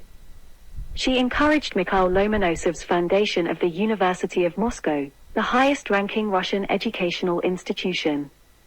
Her court became one of the most splendid in all Europe, especially regarding architecture. She modernized Russia's roads, encouraged Ivan Shuvalov's foundation of the Imperial Academy of Arts, and financed grandiose Baroque projects of her favorite architect, Bartolomeo Rastrelli, particularly in Peterhof Palace. The Winter Palace and the Smolny Cathedral in St. Petersburg are among the chief monuments of her reign. Elizabeth led the Russian Empire during the two major European conflicts of her time, the War of Austrian Succession, 1740–48, and the 7 Years' War of 1756–63. She and diplomat Alexei Bestuzhev-Ryumin solved the first event by forming an alliance with Austria and France, but indirectly caused the second. Russian troops enjoyed several victories against Prussia and briefly occupied Berlin, but when Frederick the Great was finally considering surrender in January 1762, the Russian Empress died. She was the last agnatic or patrilineality, also known as the male line, the spear-side member of the House of Romanov to reign over the Russian Empire. Elizabeth was born at Kolomenskoye, near Moscow, Russia, on the 29th of December 1709. Her parents were Peter I or the Great, Tsar of Russia, and Catherine I. Catherine was the daughter of Samuel Skowronski, a subject of Grand Duchy of Lithuania. Although no documentary record exists, her parents were said to have married secretly at the Cathedral of the Holy Trinity in St. Petersburg at some point between the 23rd of October and the 1st of December 1707. Their official marriage was at St. Isaac's Cathedral in St. Petersburg on the 9th of February 1712. On this day, the two children previously born to the couple, Anna and Elizabeth, were legitimized by their father and given the title of Tsarevna, princess, on the 6th of March 1711. Of the 12 children born to Peter and Catherine, 5 sons and 7 daughters, only the sisters survived to adulthood. They had one older surviving sibling, Crown Prince Alexei Petrovich, who was Peter's son by his first wife, noblewoman Eudoxia Lopukina. As a child, Elizabeth was the favorite of her father, whom she resembled both physically and temperamentally. Even though he adored his daughter, Peter did not devote time or attention to her education. Having both a son and grandson from his first marriage to a noblewoman, he did not anticipate that a daughter born to his former maid might one day inherit the Russian throne, which had until that point never been occupied by a woman. As such, it was left to Catherine to raise the girls, a task met with considerable difficulty due to her own lack of education. Despite this, Elizabeth was still considered to be a bright girl, if not brilliant, and had a French governess who gave lessons of mathematics, arts, languages, and sports. She grew interested in architecture, became fluent in Italian, German, and French, and became an excellent dancer and rider. Like her father, she was physically active and loved horse riding, hunting, sledging, skating, and gardening. From her earliest years, Elizabeth was recognized as a vivacious young woman, and was regarded as the leading beauty of the Russian Empire. The wife of the British ambassador described Grand Duchess Elizabeth as fair, with light brown hair, large sprightly blue eyes, fine teeth, and a pretty mouth. She is inclinable to be fat, but is very genteel and dances better than anyone I ever saw. She speaks German, French, and Italian, is extremely gay, and talks to everyone. With much of his fame resting on his effective efforts to modernize or Europeanize Russia, Tsar Peter I desired to see his children married into the royal houses of Europe, something which his immediate predecessors had consciously tended to avoid. Peter's son Alexei Petrovich, born of his first marriage to a Russian noblewoman, had no problem securing a bride from the ancient House of Brunswick-Luneburg. However, the Tsar experienced difficulties in arranging similar marriages for the daughters born of his second wife. When Peter offered either of his daughters in marriage to the future Louis XV, the Bourbons of France snubbed him due to the girl's post facto legitimization. In 1724 Peter betrothed his daughters to two young princes, first cousins to each other, who hailed from the tiny North German Principality of Holstein-Gottorp and whose family was undergoing a period of political and economic turmoil. Anna Petrovna, aged 16, was to marry Charles Frederick, Duke of Holstein-Gottorp, who was then living in exile in Russia as Peter's guest after having failed in his attempt to succeed his maternal uncle as King of Sweden and whose patrimony was at that time under Danish occupation. Despite all this, the prince was of impeccable birth and well connected to many royal houses. It was a respectable and politically useful alliance. In the same year, Elizabeth was betrothed to marry Charles Frederick's first cousin, Charles Augustus of Holstein-Gottorp, the eldest son of Christian Augustus, Prince of Eutin. Anna Petrovna's wedding took place in 1725 as planned, even though her father had died on the 8th of February 1725. A few weeks before the nuptials. In Elizabeth's case, however, her fiancé died on the 31st of May 1727, before her wedding could be celebrated. This came as a double blow to Elizabeth, because her mother, who had ascended to the throne as Catherine I, had died just 2 weeks previously, on the 17th of May 1727. By the end of May 1727, 17-year-old Elizabeth had lost her fiancé and both of her parents. Furthermore, her half-nephew Peter too had ascended the throne. Her marriage prospects continued to fail to improve 3 years later, when her nephew died and was succeeded on the throne by Elizabeth's first cousin Anna, daughter of Ivan V. There was little love lost between the cousins and no prospect of either any Russian nobleman or any foreign prince seeking Elizabeth's hand in marriage. Nor could she marry a commoner because it would cost her royal status, property rights, and claim to the throne. The fact that Elizabeth was something of a beauty did not improve marriage prospects, but instead earned her resentment. When the Empress Anna asked the Chinese minister in St. Petersburg to identify the most beautiful woman at her court, he pointed to Elizabeth, much to Anna's displeasure. Elizabeth's response to the lack of marriage prospects was to take Alexander Shubin, a handsome sergeant in the Semyonovsky Guards regiment, as her lover. When Empress Anna found out about this, she banished him to Siberia. After consoling herself, Elizabeth turned to handsome coachmen and footmen for her sexual pleasure. She eventually found a long-term companion in Alexis Razumovsky, a kind-hearted and handsome Ukrainian peasant serf with a good bass voice. Razumovsky had been brought from his village to St. Petersburg by a nobleman to sing for a church choir, but the Grand Duchess purchased the talented serf from the nobleman for her own choir. A simple-minded man, Razumovsky never showed interest in affairs of state during all the years of his relationship with Elizabeth, which spanned from the days of her obscurity to the height of her power. As the couple was devoted to each other, there is reason to believe that they might even have married in a secret ceremony. In 1742 the Holy Roman Emperor made Razumovsky a Count of the Holy Roman Empire. In 1756 Elizabeth made him a prince and field marshal. While Alexander Danilovich Menshikov remained in power until September 1727, the government of Elizabeth's adolescent nephew Peter II, who reigned from 1727 to 1730, treated her with liberality and distinction. However, the Dolgorukovs, an ancient boyar family, deeply resented Menshikov. With Peter II's attachment to Prince Ivan Dolgorukov and two of their family members on the Supreme State Council, they had the leverage for a successful coup. Menshikov was arrested, stripped of all his honors and properties, and exiled to northern Siberia, where he died in November 1729. The Dolgorukovs hated the memory of Peter the Great and practically banished his daughter Elizabeth from court. During the reign of her cousin Anna from 1730 to 1740, Elizabeth was gathering support in the background. Being the daughter of Peter the Great, she enjoyed much support from the Russian Guards regiments. She often visited the elite Guards regiments, marking special events with the officers and acting as godmother to their children. After the death of Empress Anna, the regency of Anna Leopoldovna for the infant Ivan VI was marked by high taxes and economic problems.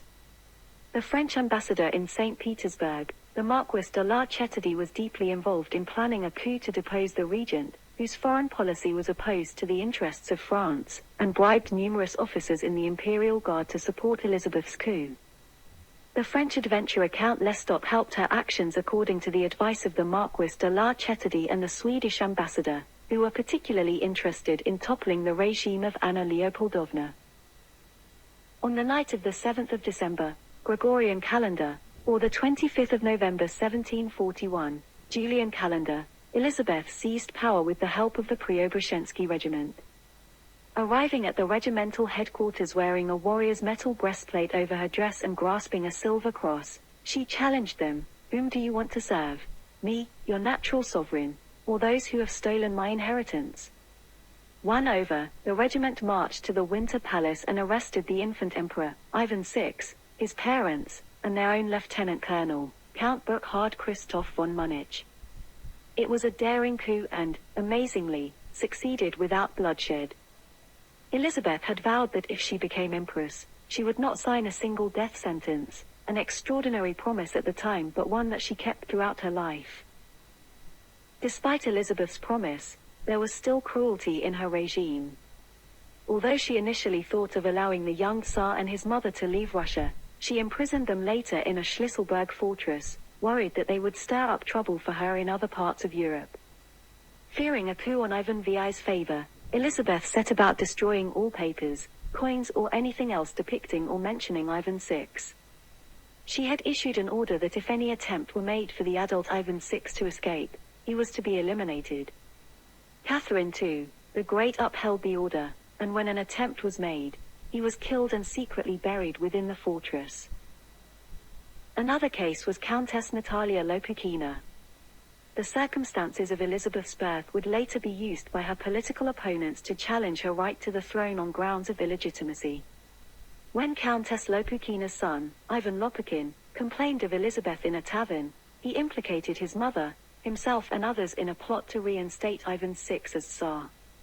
Ivan Lopukin was overheard and tortured for information. All male conspirators were death while the female conspirators had their tongues removed and were publicly flogged. Elizabeth crowned herself empress in the Dormition Cathedral on the 8th of May 1742, which would become standard for all emperors of Russia until 1896. At the age of 33, with relatively little political experience, she found herself at the head of a great empire at one of the most critical periods of its existence. Her proclamation explained that the preceding reigns had led Russia to ruin. The Russian people have been groaning under the enemies of the Christian faith, but she has delivered them from the degrading foreign oppression. Russia had been under the domination of German advisors, so its empress exiled the most unpopular of them, including Heinrich Ostermann, Burkhard von Munich and Carl Gustav Lowenwald. She passed down several pieces of legislation that undid much of the work her father had done to limit the power of the church. With all her shortcomings, like documents often waited months for her signature, Elizabeth had inherited her father's genius for government. Her usually keen judgment and her diplomatic tact again and again recalled Peter the Great. What sometimes appeared as irresolution and procrastination was most often a wise suspension of judgment under exceptionally difficult circumstances. From the Russian point of view, her greatness as a stateswoman consisted of her steady appreciation of national interests and her determination to promote them against all obstacles.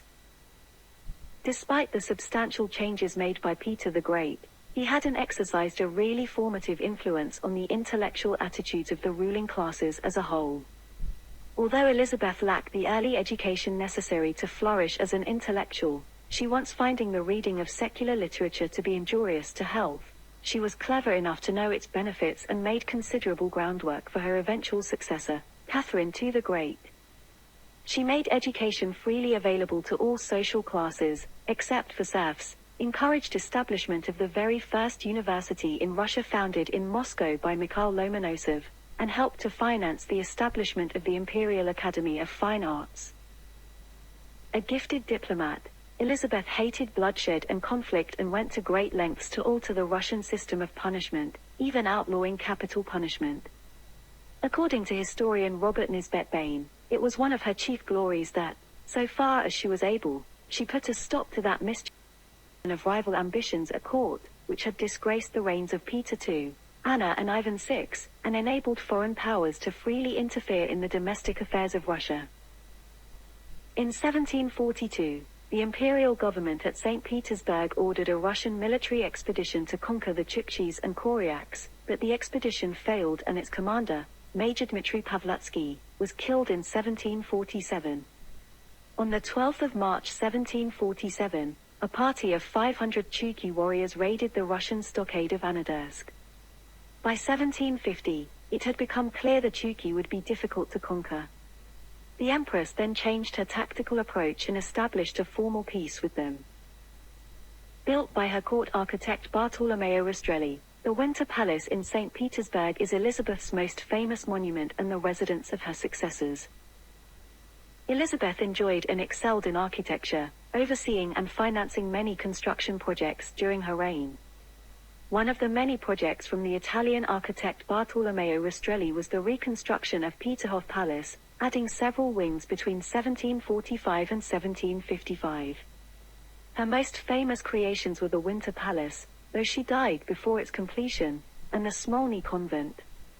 The palace is said to contain 1,500 rooms, 1,786 doors, and 1,945 windows, including bureaucratic offices and the imperial family's living quarters arranged in two enfilades, from the top of the Jordan staircase. Regarding the latter building, historian Robert Nisbet Bain stated that no other Russian sovereign ever erected so many churches.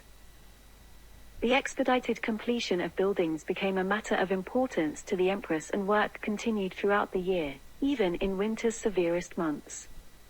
859,555 rubles had been allocated to the project, a sum raised by a tax on state-owned taverns, but work temporarily ceased due to lack of resources.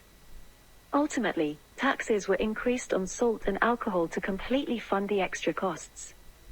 However, Elizabeth's incredible extravagance ended up greatly benefiting the country's infrastructure. Needing goods shipped from all over the world, numerous roads in all Russia were modernized at her orders. As an unmarried and childless empress, it was imperative for Elizabeth to find a legitimate heir to secure the Romanov dynasty. She chose her nephew, Peter III of Holstein-Gottorp. The young Peter had lost his mother shortly after he was born, and his father at the age of 11. Elizabeth invited her young nephew to St. Petersburg, where he was received into the Russian Orthodox Church and proclaimed the heir to the throne on the 7th of November 1742. Keen to see the dynasty secured, Elizabeth immediately gave Peter III the best Russian tutors and settled on Princess Sophie of Anhalt-Zerbst as a bride for her heir. Incidentally, Sophie's mother, Joanna Elizabeth of Holstein-Gottorp, was a sister of Elizabeth's own fiancé, who had died before the wedding. On her conversion to the Russian Orthodox Church, Sophie was given the name Catherine in memory of Elizabeth's mother. The marriage took place on the 21st of August 1745. 9 years later, a son, the future Paul I, was born on the 20th of September 1754. There is considerable speculation as to the actual paternity of Paul I. It is suggested that he was not Peter III's son at all, but that his mother had engaged in an affair, to which Elizabeth had consented, with a young officer, Sergei Vasilievich Saltykov, who would have been Paul's biological father. Peter never gave any indication that he believed Paul to have been fathered by anyone but himself, but took no interest in parenthood. Elizabeth most certainly took an active interest and acted as if she were his mother, instead of Catherine. The Empress had ordered the midwife to take the baby and to follow her, and Catherine did not see her child for another month, for a short churching ceremony. 6 months later, Elizabeth let Catherine see the child again. The child had, in effect, become a ward of the state and, in a larger sense, the property of the state. Elizabeth abolished the cabinet council system that had been used under Anna, and reconstituted the Senate as it had been under Peter the Great, with the chiefs of the departments of state, none of them German, attending. Her first task after this was to address the war with Sweden. On the 23rd of January 1743, direct negotiations between the two powers were opened at Abo, Turku. In the Treaty of Abo, on the 7th of August 1743, Julian calendar, Sweden ceded to Russia all of southern Finland east of the Kymmene River, which became the boundary between the two states. The treaty also gave Russia the fortresses of Wilmenstrand and Frederikshamn. This triumphant result can be credited to the diplomatic ability of the new Vice-Chancellor, Alexei Bestuzev-Ryumin, whose policies would have been impossible to implement without Elizabeth's support. Elizabeth had wisely placed Bestuzev at the head of foreign affairs immediately after her accession. He represented the anti-Franco-Prussian portion of her council, and his object was to bring about an Anglo-Austro-Russian alliance which, at that time, was undoubtedly the most advantageous to Russia. Both the Lopukina conspiracy and other attempts of Frederick the Great and Louis XV to get rid of Bestuzev failed, but instead put the Russian court into the center of a tangle of intrigue during the earlier years of Elizabeth's reign. Ultimately, the minister's strong support from Elizabeth prevailed. His faultless diplomacy, and an auxiliary Russian corps of 30,000 men sent to the Rhine, greatly accelerated the peace negotiations leading to the Treaty of Aix-la-Chapelle on the 18th of October 1748. By sheer tenacity of purpose, Bestuzev had extricated his country from the Swedish imbroglio, reconciled his imperial mistress with the courts of Vienna and London, enabled Russia to assert herself effectually in Poland, the Ottoman Empire and Sweden, and isolated the King of Prussia by forcing him into hostile alliances. All this would have been impossible without the steady support of Elizabeth, who trusted him completely in spite of the Chancellor's many enemies, most of whom were her personal friends. However, on the 14th of February 1758, Vice-Chancellor Bestuzev was removed from office. The future Catherine too recorded, he was relieved of all his decorations and rank, without a soul being able to reveal for what crimes or transgressions the first gentleman of the empire was so despoiled, and sent back to his house as a prisoner. No specific crime was ever pinned on Bestuzev. Instead, it was inferred that he had attempted to sow discord between the Empress and her heir and his consort. Enemies of the pro-Austrian Bestuzev were his rivals, the Shuvalov family, Vice-Chancellor Mikhail Vorontsov, and the French ambassador. The great event of Elizabeth's later years was the 7 Years' War. Elizabeth regarded the Convention of Westminster on the 16th of January 1756, in which Great Britain and Prussia agreed to unite their forces to oppose the entry of or the passage through Germany of troops of every foreign power, as utterly subversive of the previous conventions between Great Britain and Russia. Elizabeth sided against Prussia over a personal dislike of Frederick the Great. She wanted him reduced within proper limits so that he might no longer be a danger to the empire. Elizabeth acceded to the Second Treaty of Versailles, thus entering into an alliance with France and Austria against Prussia. On the 17th of May 1757, the Russian army, 85,000 strong, advanced against Königsberg. The serious illness of the Empress, which began with a fainting fit at Tsarskoye Selo on the 19th of September 1757, the fall of Bestuzev on the 21st of February 1758, and the cabals and intrigues of the various foreign powers at St. Petersburg, did not interfere with the progress of the war. The crushing defeat of Kunersdorf on the 12th of August 1759 at last brought Frederick to the verge of ruin. From that day, he despaired of success, but he was saved for the moment by the jealousies of the Russian and Austrian commanders, which ruined the military plans of the Allies. From the end of 1759 to the end of 1761, the firmness of the Russian Empress was the one constraining political force that held together the heterogeneous, incessantly jarring elements of the anti-Prussian combination. From the Russian point of view, her greatness as a stateswoman consisted of her steady appreciation of Russian interests and her determination to promote them against all obstacles. She insisted throughout that the King of Prussia must be rendered harmless to his neighbors for the future, and that the only way to do so was to reduce him to the rank of a prince-elector. Frederick himself was quite aware of his danger. "I'm at the end of my resources," he wrote at the beginning of 1760. "The continuance of this war means for me utter ruin.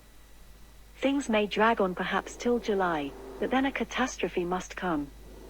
On the 21st of May 1760, a fresh convention was signed between Russia and Austria, a secret clause of which, never communicated to the court of Versailles, guaranteed East Prussia to Russia as an indemnity for war expenses.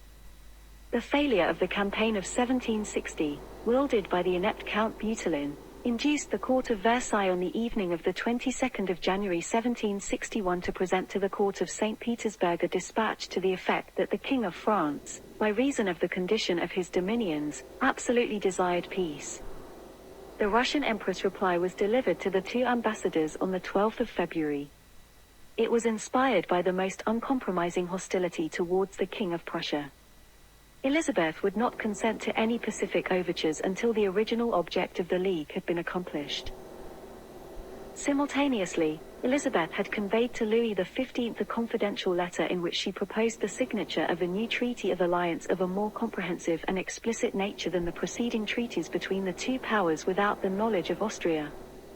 Elizabeth's object in the mysterious negotiation seems to have been to reconcile France and Great Britain, in return for which signal service France was to throw all her forces into the German war.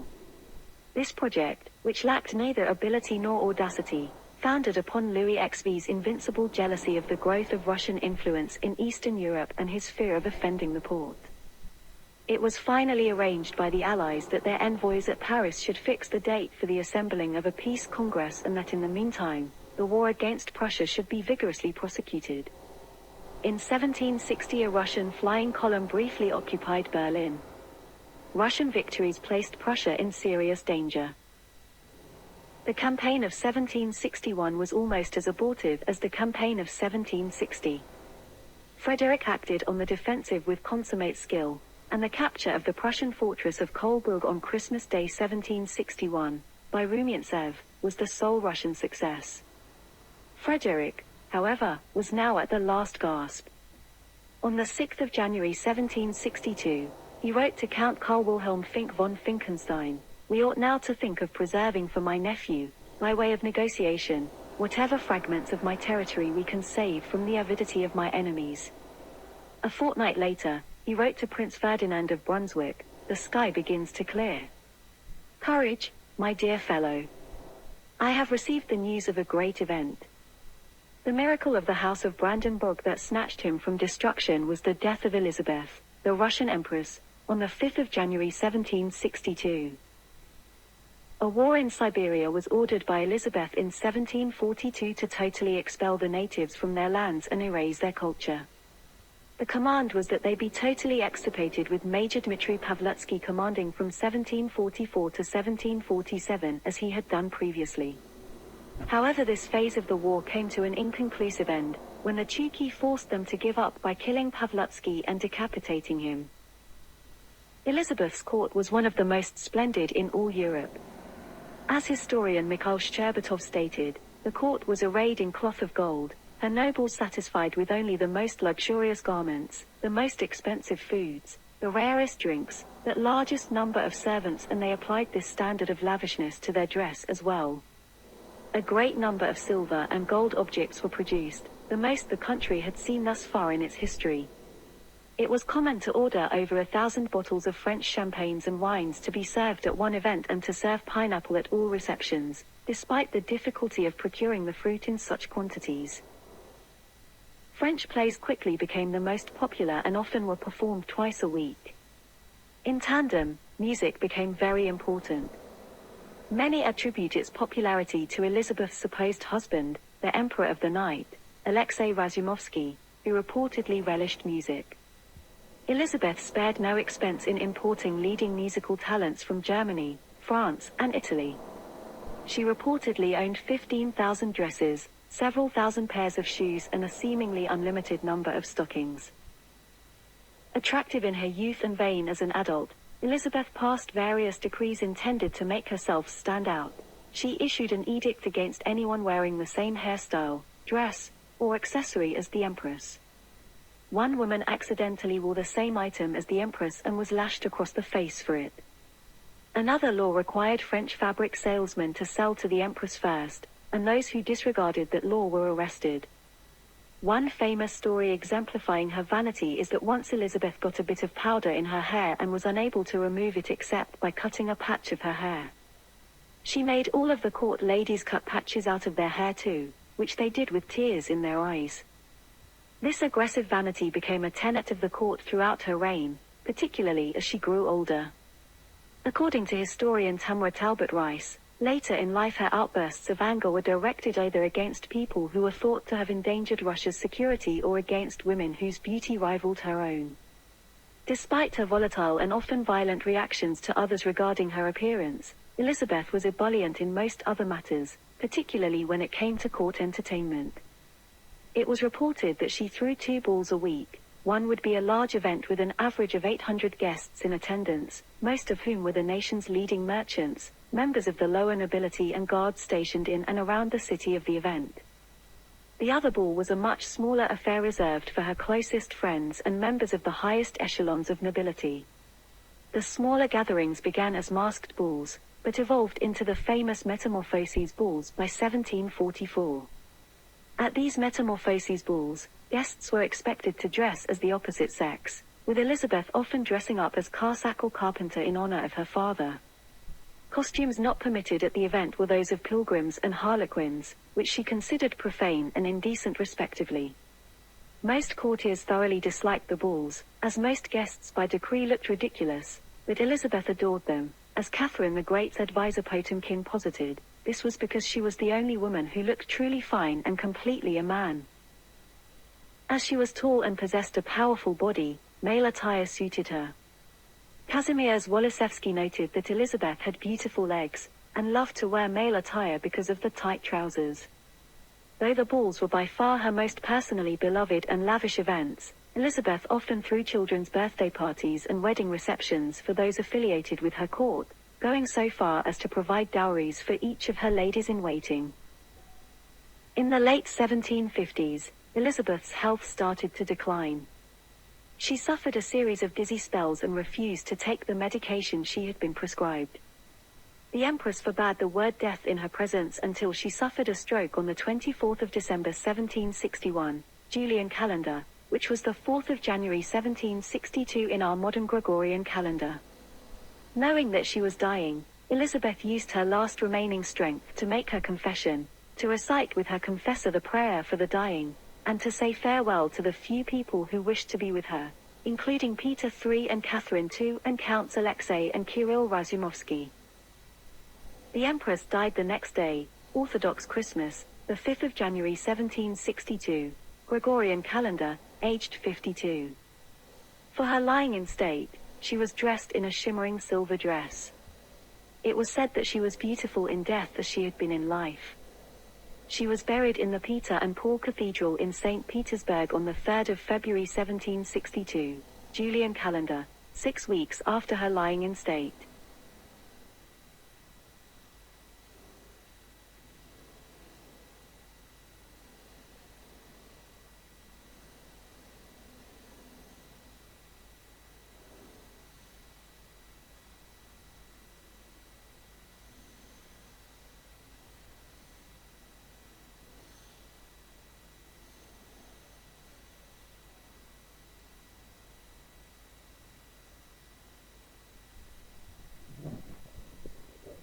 Peter III, Russian name Pyotr III Fyodorovich, who lived from the 21st of February 1728 to the 17th of July 1762, was Emperor of Russia for 6 months in 1762. He was born in Kiel as Charles Peter Ulrich of Schleswig-Holstein-Gottorp, or his name in German, Karl Peter Ulrich von Schleswig-Holstein-Gottorp, the only child of Charles Frederick, Duke of Holstein-Gottorp, the son of Hedwig Sophia of Sweden, sister of Charles XII, and Anna Petrovna, the elder surviving daughter of Peter the Great. The German-born Peter III could hardly speak Russian and pursued a strongly pro-Prussian policy, which made him an unpopular leader. He was deposed by troops loyal to his wife, Catherine, the former Princess Sophie of Anhalt-Zerbst, who, despite her own German origins, was a Russian nationalist. She succeeded him as Empress Catherine II. Peter III died in captivity soon after his overthrow, perhaps with Catherine's approval as part of the coup conspiracy. However, another theory is that his death was unplanned, resulting from a drunken brawl with one of his guards. Despite his generally poor reputation, Peter III made some progressive reforms during his short reign. He proclaimed religious freedom and encouraged education, sought to modernize the Russian army, abolished the secret police, which had been infamous for its extreme violence, and made it illegal for landowners to kill their serfs without going to court. Catherine too reversed some of his reforms and carried through others, notably the annexation of church property. Peter was born in Kiel, in the Duchy of Holstein-Gottorp. His parents were Charles Frederick, Duke of Holstein-Gottorp, a nephew of Charles XII of Sweden, and Anna Petrovna, a daughter of Emperor Peter I and Empress Catharine I of Russia. His mother died shortly after his birth. In 1739, Peter's father died, and he became Duke of Holstein-Gottorp as Charles Peter Ulrich, or in German, Karl Peter Ulrich, at the age of 11. When Elizabeth, his mother's younger sister, became Empress of Russia, she brought Peter from Germany to Russia and proclaimed him her heir presumptive in the autumn of 1742. Previously in 1742, the 14-year-old Peter was proclaimed King of Finland during the Russo-Swedish War of 1741 to 1743, when Russian troops held Finland. This proclamation was based on his succession rights to territories held by his childless great-uncle, the late Charles XII of Sweden, who also had been Grand Duke of Finland. About the same time, in October 1742, he was chosen by the Swedish Parliament to become heir presumptive to the Swedish throne. However, the Swedish Parliament was unaware of the fact that he had also been proclaimed heir presumptive to the throne of Russia, and when their envoy arrived in St. Petersburg in November, it was too late. It has been reported that the underage Peter's succession rights to Sweden were renounced on his behalf.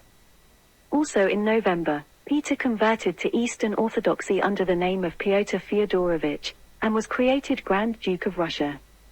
The words grandson of Peter the Great, or in Russian, Vnuk Petra Velikogo, were made an obligatory part of his official title, underscoring his dynastic claim to the Russian throne, and it was made a criminal offense to omit them.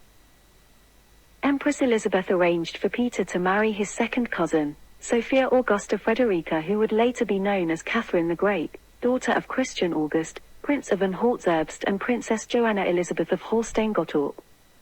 The young princess formally converted to Russian Orthodoxy and took the Russian name, Ekaterina Alexeyevna, or Catherine, daughter of Alexis.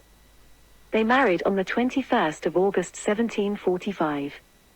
The marriage was not a happy one but produced one son, the future Emperor Paul I, and one daughter, Anna Petrovna, 1757 to 1759. Catherine later claimed that Paul was not fathered by Peter, that, in fact, they had never consummated the marriage. During the 16 years of their residence in Iranian-born, Catherine took numerous lovers, while her husband did the same in the beginning.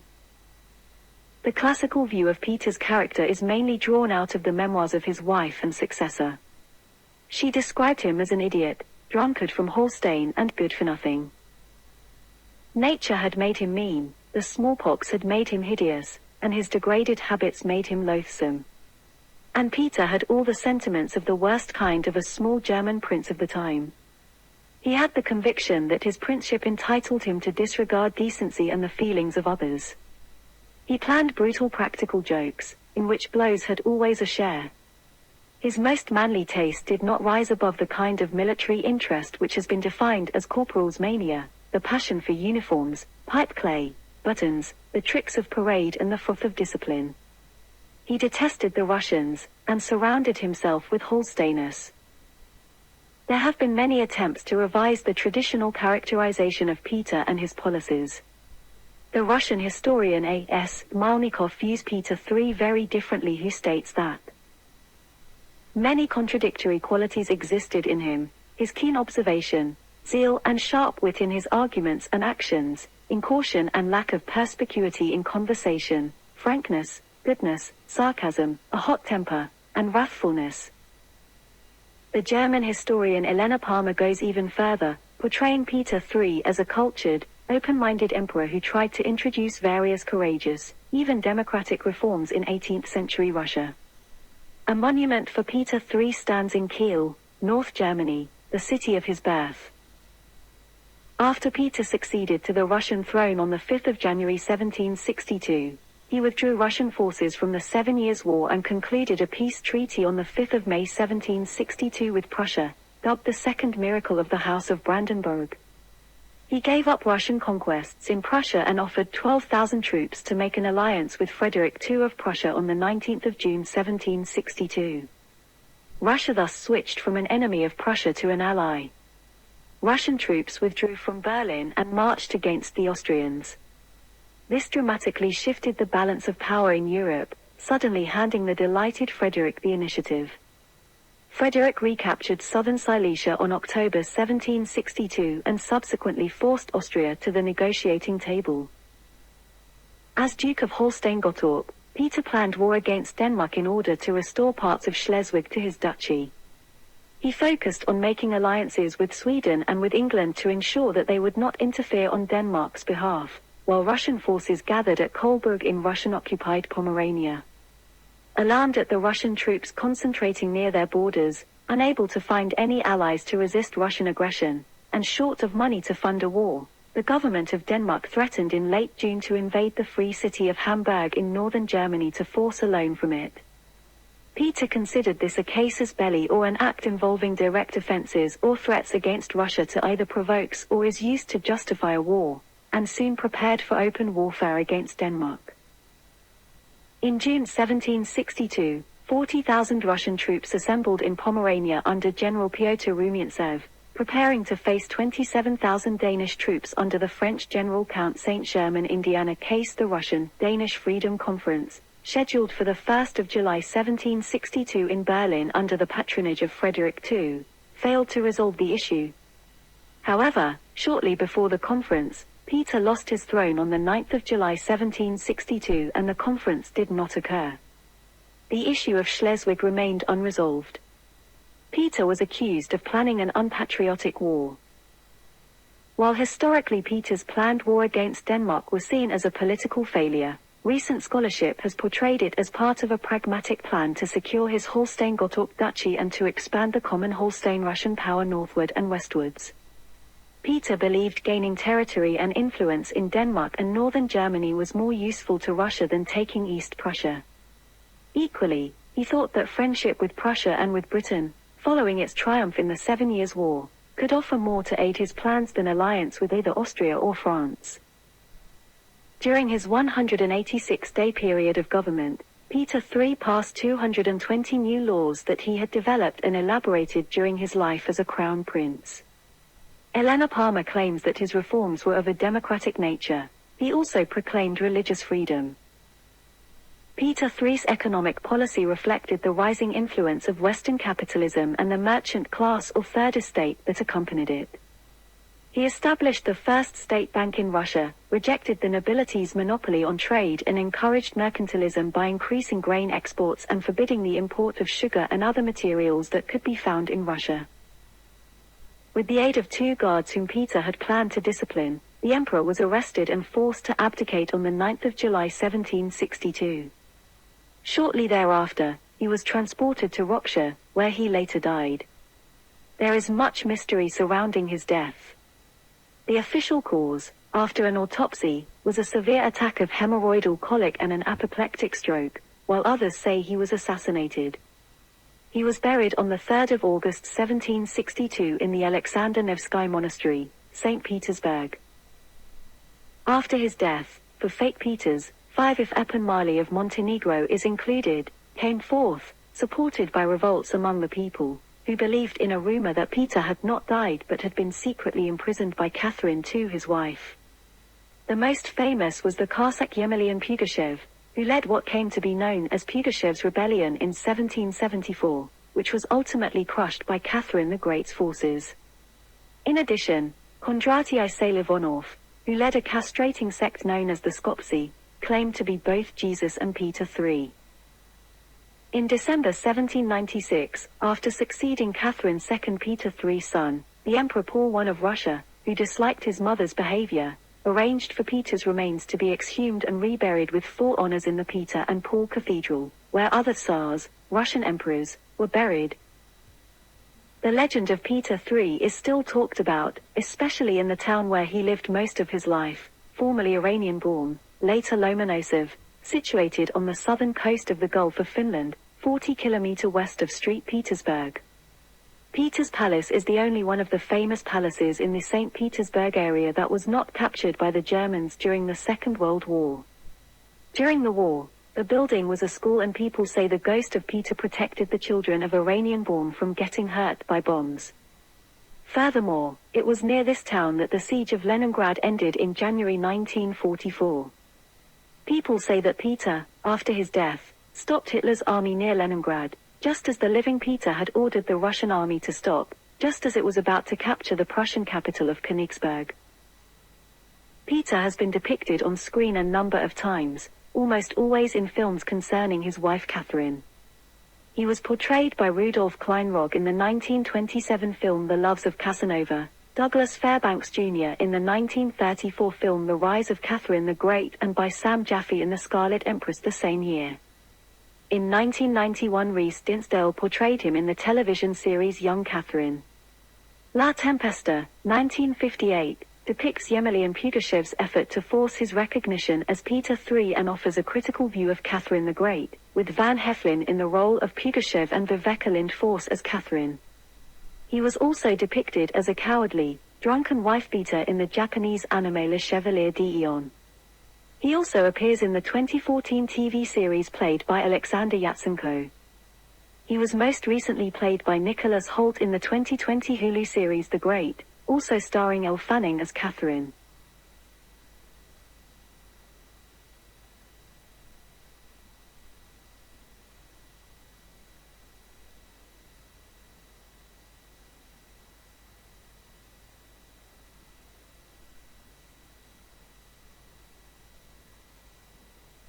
Catherine II, born Sophie of Anhalt-Zerbst, who lived from the 2nd of May 1729 to the 17th of November 1796, most commonly known as Catherine the Great, was the last reigning Empress Regnant of Russia from 1762 until 1796 and the country's longest ruling female leader, ruling for over 34 years.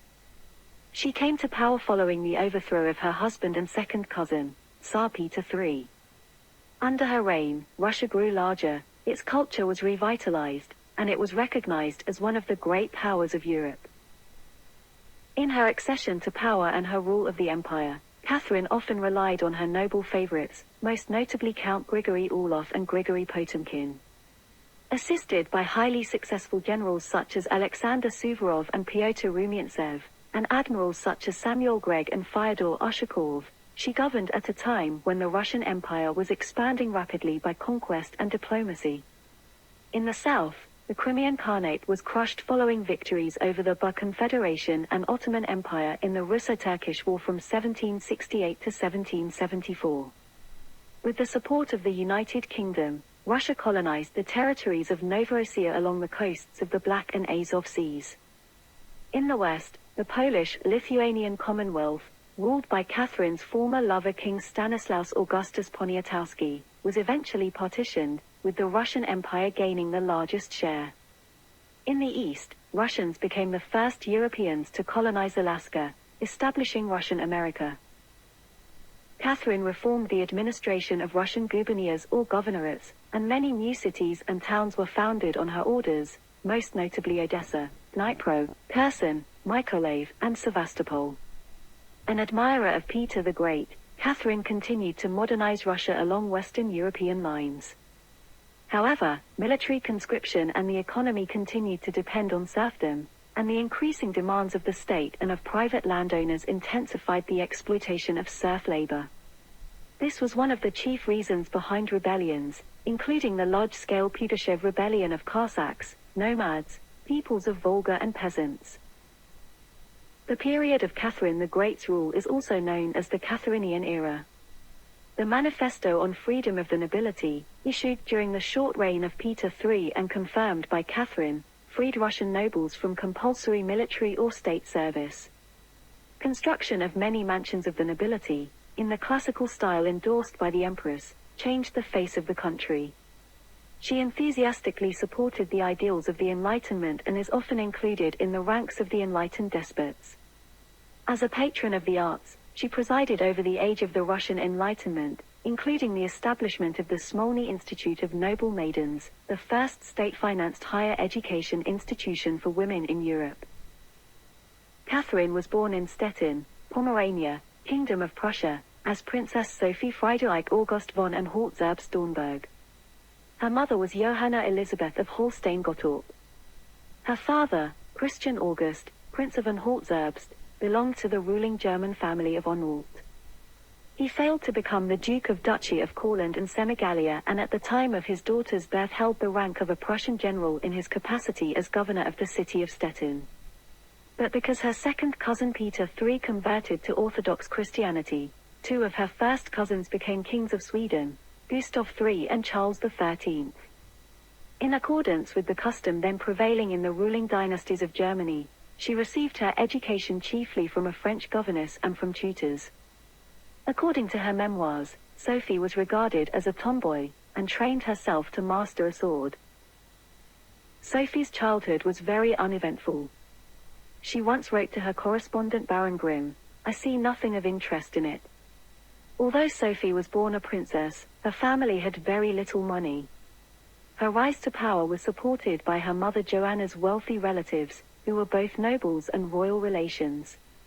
Her mother's brother became the heir to the Swedish throne after her second cousin Peter III converted to Orthodoxy. The more than 300 sovereign entities of the Holy Roman Empire, many of them quite small and powerless, made for a highly competitive political system as the various princely families fought for advantage over each other, often via political marriages. For the smaller German princely families, an advantage was one of the best means of advancing their interests, and the young Sophie was groomed throughout her childhood to be the wife of some powerful ruler in order to improve the position of the reigning house of Anhalt. Besides her native German, Sophie became fluent in French, the lingua franca of European elites in the 18th century. The young Sophie received the standard education for an 18th century German princess, with a concentration upon learning the etiquette expected of a lady, French, and Lutheran theology. Sophie first met her future husband, who would become Peter III of Russia, at the age of 10. Peter was her second cousin. Based on her writings, she found Peter detestable upon meeting him. She disliked his pale complexion and his fondness for alcohol at such a young age. Peter also still played with toy soldiers. She later wrote that she stayed at one end of the castle, and Peter at the other. The choice of Princess Sophie as wife of the future Tsar was one result of the Lopukina conspiracy in which Count Lestock and Prussian King Frederick the Great took an active part. The object was to strengthen the friendship between Prussia and Russia, to weaken the influence of Austria, and to ruin the Chancellor Alexei Petrovich Bestuzhev-Ryumin, a known partisan of the Austrian alliance on whom Russian Empress Elizabeth relied. The diplomatic intrigue failed, largely due to the intervention of Sophie's mother, Johanna Elizabeth of Holstein-Gottorp. Historical accounts portray Johanna as a cold, abusive woman who loved gossip and court intrigues. Her hunger for fame centered on her daughter's prospects of becoming Empress of Russia, but she infuriated Empress Elizabeth, who eventually banned her from the country for spying for King Frederick II of Prussia. Empress Elizabeth knew the family well and had intended to marry Princess Johanna's brother Charles Augustus, or in German Karl August von Holstein. However, he died of smallpox in 1727 before the wedding could take place. Despite Johanna's interference, Empress Elizabeth took a strong liking to Sophie, and Sophie and Peter III eventually married in 1745. When Sophie arrived in Russia in 1744, she spared no effort to ingratiate herself not only with Empress Elizabeth but with her husband and with the Russian people as well. She applied herself to learning the Russian language with zeal, rising at night and walking about her bedroom barefoot, repeating her lessons. When she wrote her memoirs, she said she made the decision then to do whatever was necessary and to profess to believe whatever was required of her to become qualified to wear the crown. Although she mastered the language, she retained an accent. Sophie recalled in her memoirs that as soon as she arrived in Russia, she fell ill with a pleuritis that almost killed her. She credited her survival to frequent bloodletting. In a single day, she had 4 phlebotomies. Her mother's opposition to this practice brought her the Empress's disfavor. When Sophie's situation looked desperate, her mother wanted her confessed by a Lutheran pastor. Awaking from her delirium, however, Sophie said, "I don't want any Lutheran. I want my Orthodox father, clergyman. This raised her in the Empress's esteem. Princess Sophie's father, a devout German Lutheran, opposed his daughter's conversion to Eastern Orthodoxy. Despite his objections, on the 28th of June 1744, the Russian Orthodox Church received Princess Sophie as a member with the new name Catherine, Yekaterina or Ekaterina, and the artificial, patronymic, Alexievna, daughter of Alexei, so that she was in all respects the namesake of Catherine I, the mother of Elizabeth and the grandmother of Peter III. On the following day, the formal betrothal of Catherine and Peter III took place, and the long-planned dynastic marriage finally occurred on the 21st of August 1745 in St. Petersburg. Sophie had turned 16. Her father did not travel to Russia for the wedding. The bridegroom, known as Peter von Holstein-Gottorp, had become Duke of Holstein-Gottorp, located in the northwest of present-day Germany near the border with Denmark, in 1739. The newlyweds settled in the palace of Oranienbaum, which remained the residence of the young court for many years. From there, they governed the duchy, which occupied less than a third of the current German state of Schleswig-Holstein, even including that part of Schleswig occupied by Denmark, to obtain experience to govern Russia. Apart from providing that experience, the marriage was unsuccessful. It was not consummated for years due to Peter III's mental immaturity. After Peter took a mistress, Catherine became involved with other prominent court figures. She soon became popular with several powerful political groups that opposed her husband. Bored with her husband, Catherine became an avid reader of books, mostly in French. She disparaged her husband for his devotion to reading on the one hand Lutheran prayer books, the other the history of and trial of some highway robbers who had been hanged or broken on the wheel. It was during this period that she first read Voltaire and the other philosophes of the French Enlightenment. As she learned Russian, she became increasingly interested in the literature of her adopted country. Finally, it was the Annals by Tacitus that caused what she called a revolution in her teenage mind, as Tacitus was the first intellectual she read who understood power politics as they are, not as they should be. She was especially impressed with his argument that people do not act for their professed idealistic reasons, and instead she learned to look for the hidden and interested motives. According to Alexander Herzen, who edited a version of Catherine's memoirs, Catherine too had her first sexual relationship with Sergei Saltykov while living at Oranienbaum, as her marriage to Peter had not been consummated, as she later claimed. Catherine too nonetheless left the final version of her memoirs to Paul I, in which she explained why Paul had been Peter III's son. Sergei Saltykov was used to make Peter III jealous, and relations with Saltykov were platonic. Catherine wanted to become an empress herself and did not want another heir to the throne. However, Empress Elizabeth blackmailed Peter III and Catherine II to produce this heir. Peter and Catherine had both been involved in a 1749 Russian military plot to crown Peter, together with Catherine, in Elizabeth's stead. As a result of this plot, Elizabeth likely wanted to leave both Catherine and her accomplice Peter without any rights to the Russian throne. Elizabeth therefore allowed Catherine to have sexual lovers only after a new legal heir.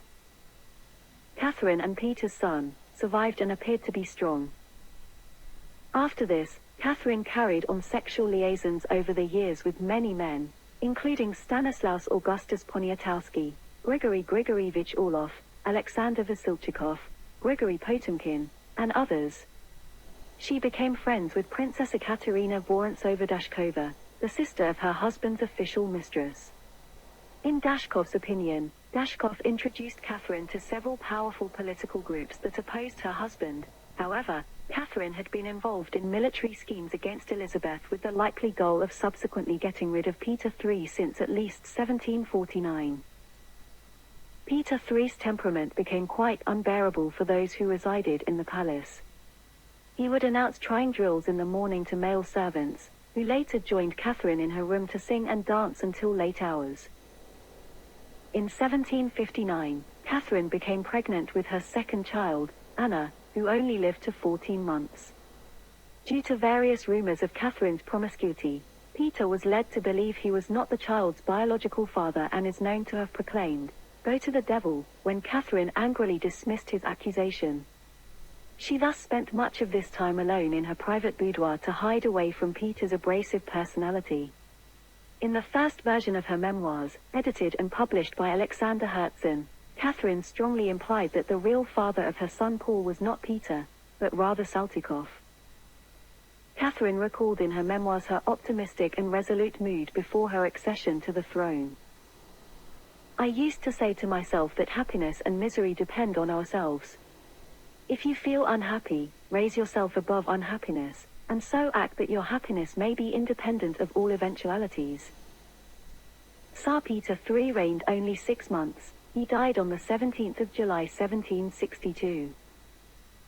After the death of the Empress Elizabeth on the 5th of January 1762, Peter succeeded to the throne as Emperor Peter III, and Catherine became Empress Consort.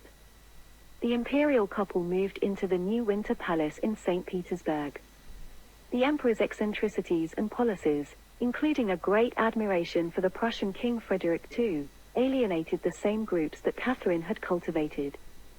Russia and Prussia had fought each other during the 7 Years' War from 1756 to 1763, and Russian troops had occupied Berlin in 1761.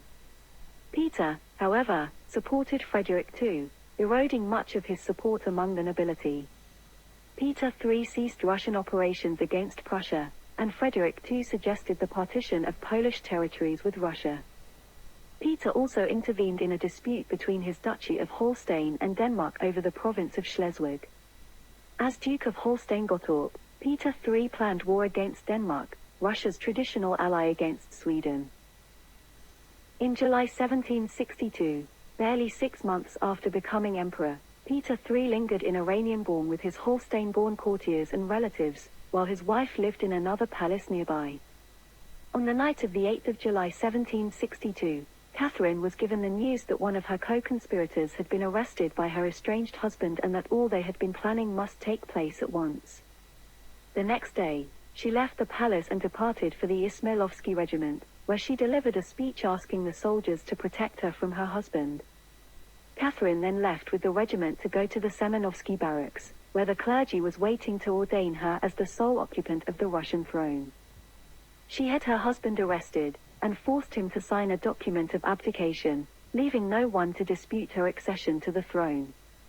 On the 17th of July 1762, 8 days after the coup that amazed the outside world and just 6 months after his accession to the throne, Peter III died at Ropsha, possibly at the hands of Alexei Orlov, the younger brother to Grigory Orlov, then a court favorite and a participant in the coup. Peter supposedly was assassinated, but it is unknown how he died. The official cause, after an autopsy, was a severe attack of hemorrhoidal colic and an apoplexy stroke. At the time of Peter III's overthrow, other potential rivals for the throne included Ivan VI, 1740 to 1764, who had been confined at Schlüsselburg in Lake Ladoga from the age of 6 months and who was thought to be insane. Ivan VI was assassinated during an attempt to free him as part of a failed coup. Like Empress Elizabeth before her, Catherine too had given strict instructions that Ivan VI was to be killed in the event of any such attempt.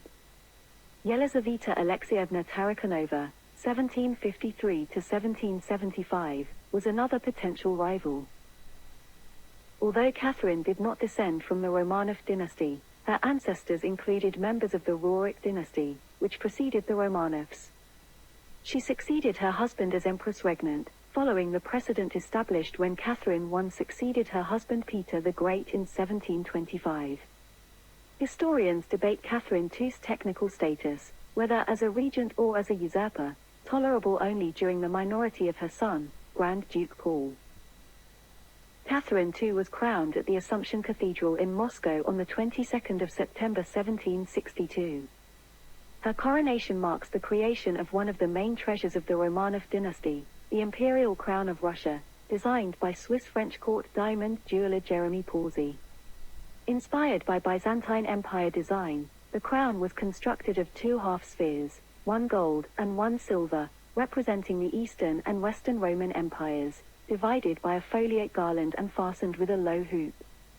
The crown contains 75 pearls and 4,936 Indian diamonds forming laurel and oak leaves, the symbols of power and strength, and is surmounted by a 398.62-carat ruby spinel that previously belonged to the Empress Elizabeth, and a diamond cross.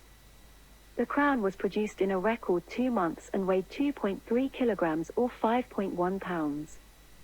From 1762, the Great Imperial Crown was the coronation crown of all Romanov emperors until the monarchy's abolition in 1917.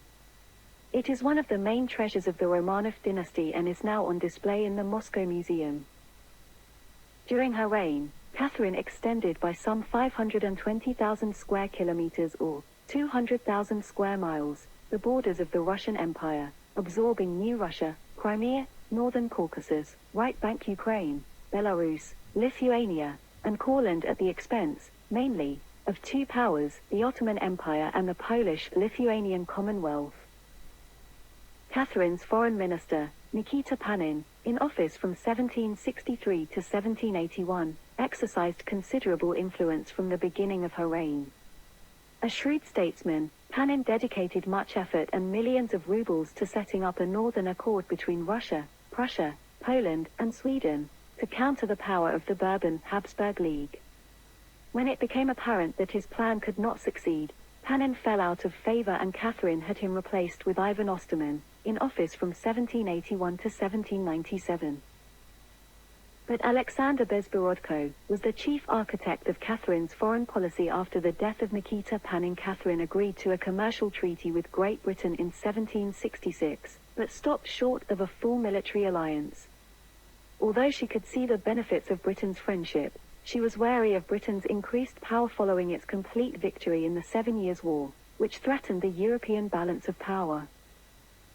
Peter the Great had succeeded in gaining a toehold in the south, on the edge of the Black Sea, in the Azov campaigns. Catherine completed the conquest of the south, making Russia the dominant power in southeastern Europe after the Russo-Turkish War of 1768 to 1774. Russia inflicted some of the heaviest defeats ever suffered by the Ottoman Empire, including the Battle of Chesma from 5 to 7 July 1770 and the Battle of Kagul on the 21st of July 1770. In 1769, the last major Crimean and Nogai slave raid, which ravaged the Russian-held territories in Ukraine, saw the capture of up to 20,000 slaves. The Russian victories procured access to the Black Sea and allowed Catherine's government to incorporate present-day southern Ukraine, where the Russians founded the new cities of Odessa, Nikolaev, Yekaterinoslav, literally meaning the glory of Catherine, the future Dnipro, and Kherson. The Treaty of Kachik-Kaynarka, signed on the 10th of July 1774, gave the Russians territories at Azov, Kerch, Yenikali, Kinburn, and a small strip of Black Sea coast between the rivers Dnieper and Bug. The treaty also removed restrictions on Russian naval or commercial traffic in the Azov Sea, granted to Russia the position of protector of Orthodox Christians in the Ottoman Empire, and made the Crimea a protectorate of Russia. Russia's State Council in 1770 announced a policy in favor of eventual Crimean independence. Catherine named Sahin Gyuri, a Crimean Tatar leader, to head the Crimean state and maintain friendly relations with Russia. His period of rule proved disappointing after repeated effort to prop up his regime through military force and monetary aid. Finally, Catherine annexed the Crimea in 1783. The palace of the Crimean Khanate passed into the hands of the Russians. In 1787, Catherine conducted a triumphal procession in the Crimea, which helped provoke the next Russo-Turkish War. Catherine extended the borders of the Russian Empire southward to absorb the Crimean Khanate. The Ottomans restarted hostilities in the Russo-Turkish War of 1787–92.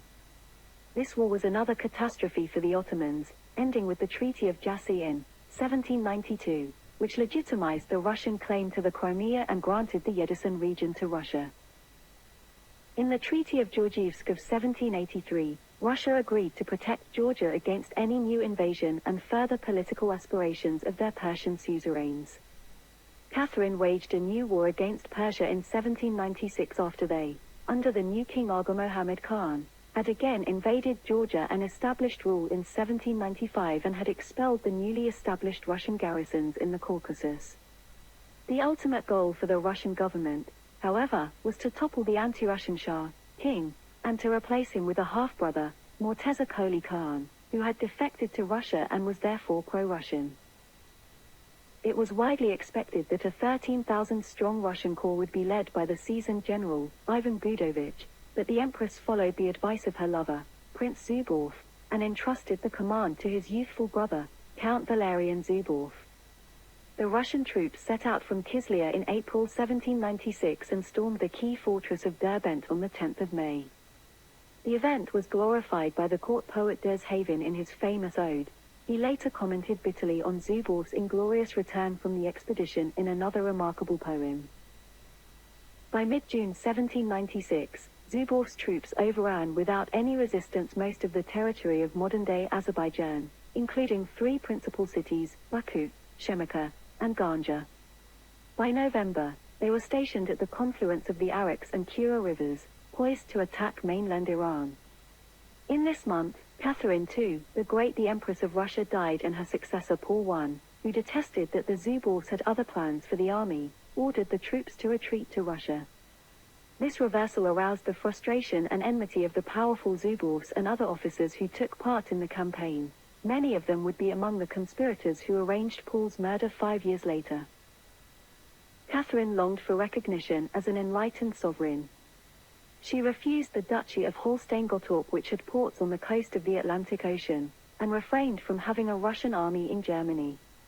Instead, she pioneered for Russia the role that Britain later played through most of the 19th and early 20th centuries as an international mediator in disputes that could, or did, lead to war. She acted as mediator in the War of the Bavarian Succession of 1778 to 1779 between the German states of Prussia and Austria. In 1780, she established a League of Armed Neutrality, designed to defend neutral shipping from being searched by the British Royal Navy during the American Revolutionary War. From 1788 to 1790, Russia fought a war against Sweden, a conflict instigated by Catherine's cousin, King Gustav III of Sweden, who expected to overrun the Russian armies still engaged in war against the Ottoman Turks, and hoped to strike St. Petersburg directly. But Russia's Baltic Fleet checked the Royal Swedish Navy in the Tide Battle of Hogland in July 1788, and the Swedish army failed to advance. Denmark declared war on Sweden in 1788, the Theatre War. After the decisive defeat of the Russian fleet at the Battle of Svensksund in 1790, the parties signed the Treaty of Varela, the 14th of August 1790, returning all conquered territories to their respective owners and confirming the Treaty of Abo. Russia was to stop any involvement in internal affairs of Sweden. Large sums were paid to Gustav III. Peace ensued for 20 years in spite of the assassination of Gustav III in 1792. In 1764, Catherine placed Stanislaus Augustus Poniatowski, her former lover, on the Polish throne. Although the idea of partitioning Poland came from the King Frederick II of Prussia, Catherine took a leading role in carrying it out in the 1790s.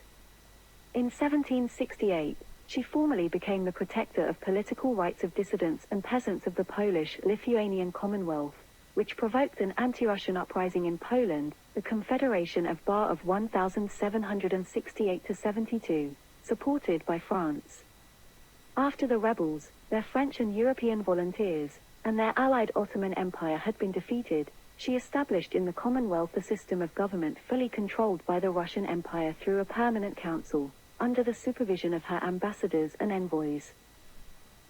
Being afraid of the May Constitution of Poland of 1791, that might lead to a resurgence in the power of the Polish-Lithuanian Commonwealth, and the growing democratic movements inside the Commonwealth might become a threat to the European monarchies, Catherine decided to refrain from her planned intervention into France and to intervene in Poland instead. She provided support to a Polish anti-reform group known as the Targowica Confederation.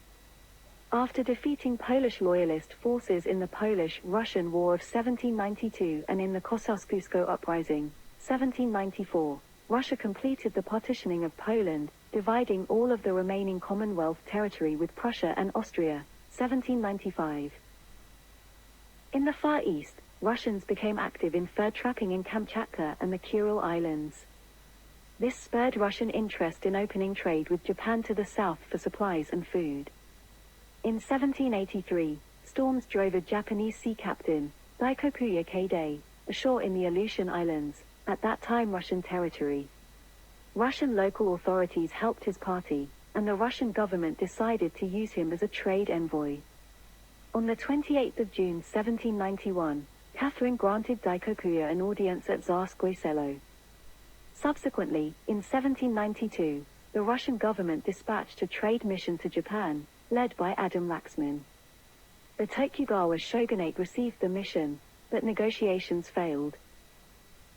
The Qianlong Emperor of China was committed to an expansionist policy in Central Asia and saw the Russian Empire as a potential rival, making for difficult and unfriendly relations between Beijing and St. Petersburg. In 1762, he unilaterally abrogated the Treaty of Kyakhta, which governed the caravan trade between the two empires. Another source of tension was the wave of Dzunga Mongol fugitives from the Chinese state who took refuge with the Russians. The Dzunga genocide, which was committed by the Qing state, had led many Dzungas to seek sanctuary in the Russian Empire, and it was also one of the reasons for the abrogation of the Treaty of Kyakhta. Catherine perceived that the Qianlong Emperor was an unpleasant and arrogant neighbor, once saying, "I shall not die until I have ejected the Turks from Europe, suppressed the pride of China and established trade with India." In a 1790 letter to Baron de Grimm written in French, she called the Qianlong Emperor Mon Voisin Chinois Auxiliary Petit Yeux, which translated means my Chinese neighbor with small eyes. Nicholas I, her grandson, evaluated the foreign policy of Catherine the Great as a dishonest one. Catherine failed to reach any of the initial goals she had put forward. Her foreign policy lacked a long-term strategy and from the very start was characterized by a series of mistakes. She lost the large territories of the Russian Protectorate of the Commonwealth of Poland and Lithuania and left its territories to Prussia and Austria. The Commonwealth had become the Russian Protectorate since the reign of Peter I, the Great, but he did not intervene into the problem of political freedoms of dissidents advocating for their religious freedoms only. Catherine did turn Russia into a global great power, not only a European one but with quite a different reputation from what she initially had planned as an honest policy. The global trade by Russian natural resources and Russian grain provoked famines, starvation, and fear of famines in Russia. Her dynasty lost power because of this and of a war with Austria and Germany, impossible without her foreign policy. Russian economic development was well below the standards in Western Europe. Historian François Cruzet writes that Russia under Catherine had neither a free peasantry, nor a significant middle class, nor legal norms hospitable to private enterprise. Still, there was a start of industry, mainly textiles around Moscow and ironworks in the Ural Mountains, with a labor force mainly of serfs, bound to the works. Catherine imposed a comprehensive system of state regulation of merchants' activities. It was a failure because it narrowed and stifled entrepreneurship and did not reward economic development. She had more success when she strongly encouraged the migration of the Volga Germans, farmers from Germany who settled mostly in the Volga River Valley region. They indeed helped modernize the sector that totally dominated the Russian economy. They introduced numerous innovations regarding wheat production and flour milling, tobacco culture, sheep raising, and small-scale manufacturing. In 1768, the Assignation Bank was given the task of issuing the first government paper money. It opened in St. Petersburg and Moscow in 1769. Several bank branches were afterwards established in other towns, called government towns. Paper notes were issued upon payment of similar sums in copper money, which were also refunded upon the presentation of those notes. The emergence of these assignation rubles was necessary due to large government spending on military needs, which led to a shortage of silver in the treasury. Transactions, especially in foreign trade, were conducted almost exclusively in silver and gold coins. Assignation rubles circulated on equal footing with the silver ruble. A market exchange rate for these two currencies was ongoing. The use of these notes continued until 1849. Catherine paid a great deal of attention to financial reform, and relied heavily on the advice of Prince A. Wyazemski. She found that piecemeal reform worked poorly because there was no overall view of a comprehensive state budget. Money was needed for wars and necessitated the junking the old financial institutions. A key principle was responsibilities defined by function. It was instituted by the fundamental law of the 7th of November 1775. Wyzemski's Office of State Revenue took centralized control, and by 1781, the government possessed its first approximation of a state budget. The 5 kopeck coins bearing the monogram of Catherine the Great and the imperial coat of arms was minted in 1791. Catherine made public health a priority. She made use of the social theory ideas of German cameralism and French physiocracy, as well as Russian precedents and experiments such as foundling homes. She launched the Moscow Foundling Home and Lying in Hospital in 1764, and Paul's Hospital in 1763. She had the government collect and publish vital statistics. In 1762 called on the army to upgrade its medical services. She established a centralized medical administration charged with initiating vigorous health policies. Catherine decided to have herself inoculated against smallpox by Thomas Dimsdale, a British doctor. While this was considered a controversial method at the time, she succeeded.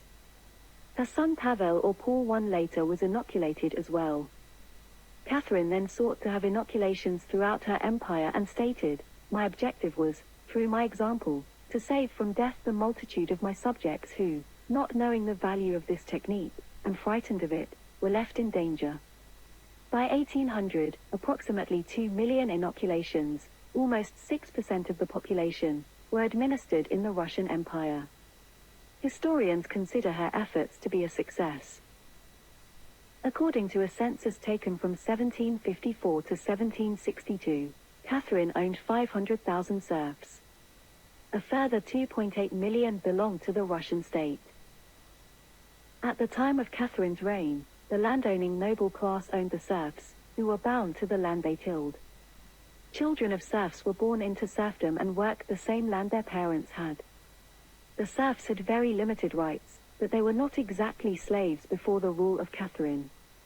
While the state did not technically allow them to own possessions, some serfs were able to accumulate enough wealth to pay for their freedom. The understanding of law in Imperial Russia by all sections of society was often weak, confused, or non-existent, particularly in the provinces where most serfs lived. This is why some serfs were able to do things such as to accumulate wealth. To become serfs, people conceded their freedoms to a landowner in exchange for their protection and support in times of hardship. In addition, they received land to till, but were taxed a certain percentage of their crops to give to their landowners. These were the privileges a serf was entitled to and that nobles were bound to carry out. All of this was true before Catherine's reign, and this is the system she inherited. Catherine did initiate some changes to serfdom. If a noble did not live up to his side of the deal, the serfs could file complaints against him by following the proper channels of law. Catherine gave them this new right, but in exchange they could no longer appeal directly to her. She did this because she did not want to be bothered by the peasantry, but did not want to give them reason to revolt. In this act, she gave the serfs a legitimate bureaucratic status they had lacked before. Some serfs were able to use their new status to their advantage. For example, serfs could apply to be freed if they were under illegal ownership, and non-nobles were not allowed to own serfs. Some serfs did apply for freedom and were successful. In addition, some governors listened to the complaints of serfs and punished nobles, but this was by no means universal. Other than these, the rights of a serf were very limited. A landowner could punish his serfs at his discretion, and under Catherine the Great gained the ability to sentence his serfs to hard labor in Siberia, a punishment normally reserved for convicted criminals. The only thing a noble could not do to his serfs was to kill them. The life of a serf belonged to the state. Historically, when the serfs faced problems they could not solve on their own, such as abusive masters, they often appealed to the autocrat, and continued doing so during Catherine's reign, but she signed legislation prohibiting it. Although she did not want to communicate directly with the serfs, she did create some measures to improve their conditions as a class and reduce the size of the institution of serfdom. For example, she took action to limit the number of new serfs.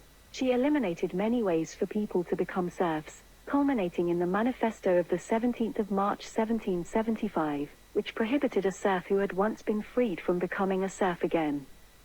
While the majority of serfs were farmers bound to the land, a noble could have his serfs sent away to learn a trade or be educated at a school as well as employ them at businesses that paid wages. This happened more often during Catharine's reign because of the new schools she established. Only in this way, apart from conscription to the army, could a serf leave the farm for which he was responsible, but this was used for selling serfs to people who could not own them legally because of absence of nobility abroad. The attitude of the serfs toward their autocrat had historically been a positive one. However, if the Tsar's policies were too extreme or too disliked, she was not considered the true Tsar. In these cases, it was necessary to replace this fake Tsar with the true Tsar, whoever she may be. Because the serfs had no political power, they rioted to convey their message. However, usually, if the serfs did not like the policies of the Tsar, they saw the nobles as corrupt and evil, preventing the people of Russia from communicating with the well-intentioned Tsar and misinterpreting her decrees. However, they were already suspicious of Catherine upon her accession because she had annulled an act by Peter III that essentially freed the serfs belonging to the Orthodox Church. Naturally, the serfs did not like it when Catherine tried to take away their right to petition her because they felt as though she had severed their connection to the autocrat and their power to appeal to her. Far away from the capital, they were confused as to the circumstances of her accession to the throne. The peasants were discontented because of many other factors as well, including crop failure and epidemics, especially a major epidemic in 1771.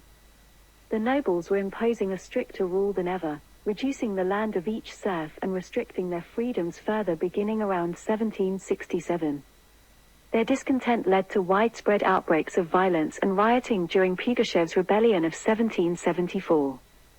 The serfs probably followed someone who was pretending to be the true Tsar because of their feelings of disconnection to Catherine and her policies empowering the nobles, but this was not the first time they followed a pretender under Catherine's reign. Pugachev had made stories about himself acting as a real Tsar should, helping the common people, listening to their problems, praying for them, and generally acting saintly, and this helped rally the peasants and serfs, with their very conservative values, to his cause. With all this discontent in mind, Catherine did rule for 10 years before the anger of the serfs boiled over into a rebellion as extensive as Pugachev's. The rebellion ultimately failed and in fact backfired as Catherine was pushed away from the idea of serf liberation following the violent uprising. Under Catherine's rule, despite her enlightened ideals, the serfs were generally unhappy and discontented. Catherine was a patron of the arts, literature, and education. The Hermitage Museum, which now occupies the whole Winter Palace, began as Catherine's personal collection. The Empress was a great lover of art and books, and ordered the construction of the Hermitage in 1770 to house her expanding collection of paintings, sculpture, and books. By 1790, the Hermitage was home to 38,000 books, 10,000 gems, and 10,000 drawings. 2 wings were devoted to her collections of curiosities. She ordered the planting of the first English garden at Tsarskoye Selo in May 1770. In a letter to Voltaire in 1772, she wrote, "Right now I adore English gardens, curves, gentle slopes, ponds in the form of lakes, archipelagos on dry land, and I have a profound scorn for straight lines, symmetric avenues. I hate fountains that torture water in order to make it take a course contrary to its nature. Statues are relegated to galleries, vestibules, etc. In a word, Anglomania is the master of my plantomania." Catherine shared in the general European craze for all things Chinese, and made a point of collecting Chinese art and buying porcelain in the popular chinoiserie style. Between 1762 and 1766, she had built the Chinese palace at Oranienbaum, which reflected the chinoiserie style of architecture and gardening. The Chinese palace was designed by the Italian architect Antonio Rinaldi, who specialized in the chinoiserie style. In 1779, She hired the British architect Charles Cameron to build the Chinese village at Tsarskoye Selo, modern Pushkin, Russia. Catherine had at first attempted to hire a Chinese architect to build the Chinese village, and on finding that was impossible, settled on Cameron, who likewise specialized in the chinoiserie style. She wrote comedies, fiction, and memoirs. She made a special effort to bring leading intellectuals and scientists to Russia. She worked with Voltaire, Diderot, and D'Alembert, all French encyclopedists who later cemented her reputation in their writings. The leading economists of her day, such as Arthur Young and Jacques Necker, became foreign members of the Free Economic Society, established on her suggestion in St. Petersburg in 1765. She recruited the scientists Leonard Euler and Peter Simon Pallas from Berlin and Anders Johann Lexell from Sweden to the Russian capital. Catherine enlisted Voltaire to her cause, and corresponded with him for 15 years, from her accession to his death in 1778. He lauded her accomplishments, calling her the Star of the North and the Semiramis of Russia, in reference to the legendary Queen of Babylon, a subject on which he published a tragedy in 1768. Although she never met him face to face, she mourned him bitterly when he died. She acquired his collection of books from his heirs, and placed them in the National Library of Russia. Catherine read three sorts of books, namely those for pleasure, those for information, and those to provide her with a philosophy. In the first category, she read romances and comedies that were popular at the time, many of which were regarded as inconsequential by the critics both then and since. She especially liked the work of German comic writers such as Moritz August von Thummel and Christoph Friedrich Nicolai. In the second category fell the work of Denis Diderot, Jacques Necker, Johann Bernard Bastow and Georges Louis Leclerc, Comte de Buffon. Catherine expressed some frustration with the economists she read for what she regarded as their impractical theories, writing in the margin of one of Necker's books that if it was possible to solve all of the state's economic problems in one day, she would have done so a long time ago. For information about particular nations that interested her, she read Jean-Baptiste Bourguignon d'Anville's Memoirs de Chine to learn about the vast and wealthy Chinese empire that bordered her empire, François Baron de Tot's Memoirs de les Turcs et les Tartars for information about the Ottoman Empire and the Crimean Khanate, the books of Frederick the Great praising himself to learn about Frederick just as much as to learn about Prussia, and the pamphlets of Benjamin Franklin, denouncing the British Crown to understand the reasons behind the American Revolution.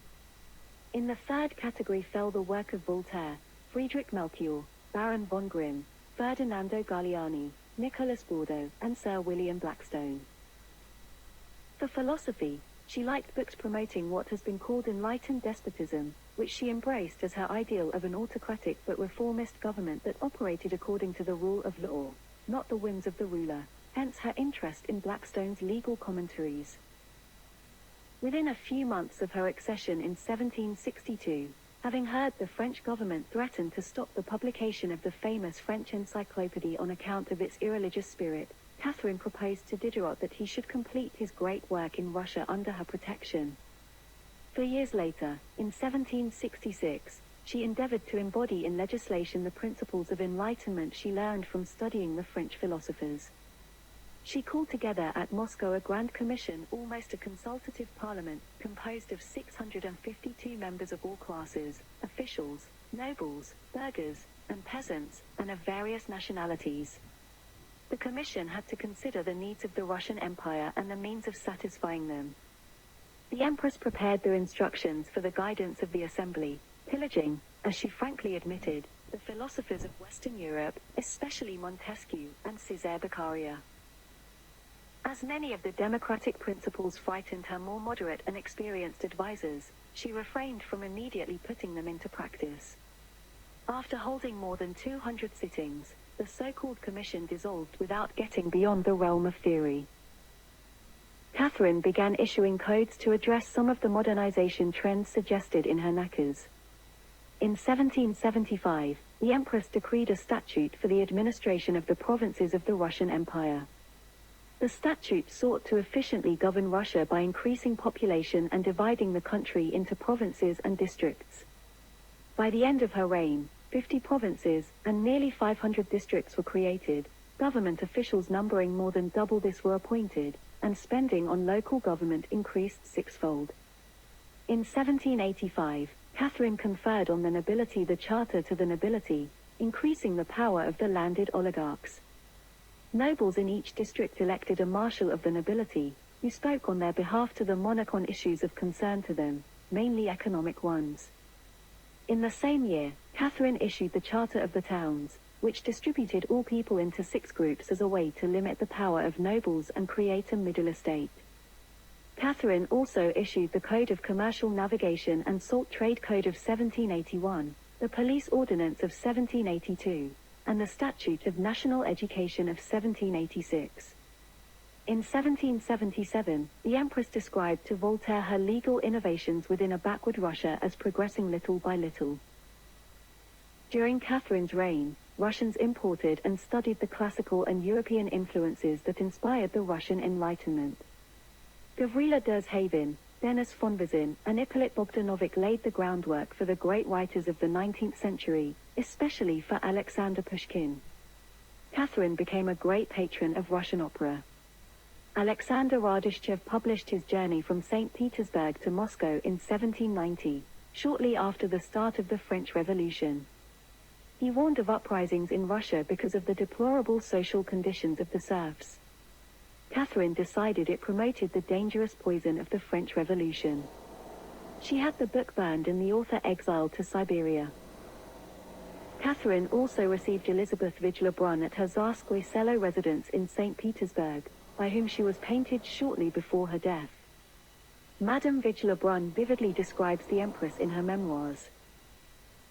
The sight of this famous woman so impressed me that I found it impossible to think of anything. I could only stare at her. Firstly, I was very surprised at her small stature. I had imagined her to be very tall, as great as her fame. She was also very fat, but her face was still beautiful, and she wore her white hair up, framing it perfectly. Her genius seemed to rest on her forehead, which was both high and wide. Her eyes were soft and sensitive, her nose quite Greek, her color high and her features expressive. She addressed me immediately in a voice full of sweetness, if a little throaty.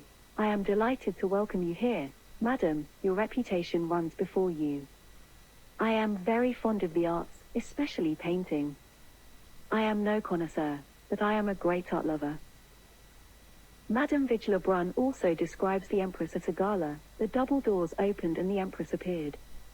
I have said that she was quite small, and yet on the days when she made her public appearances, with her head held high, her eagle-like stare and a countenance accustomed to command, all this gave her such an air of majesty that to me she might have been queen of the world.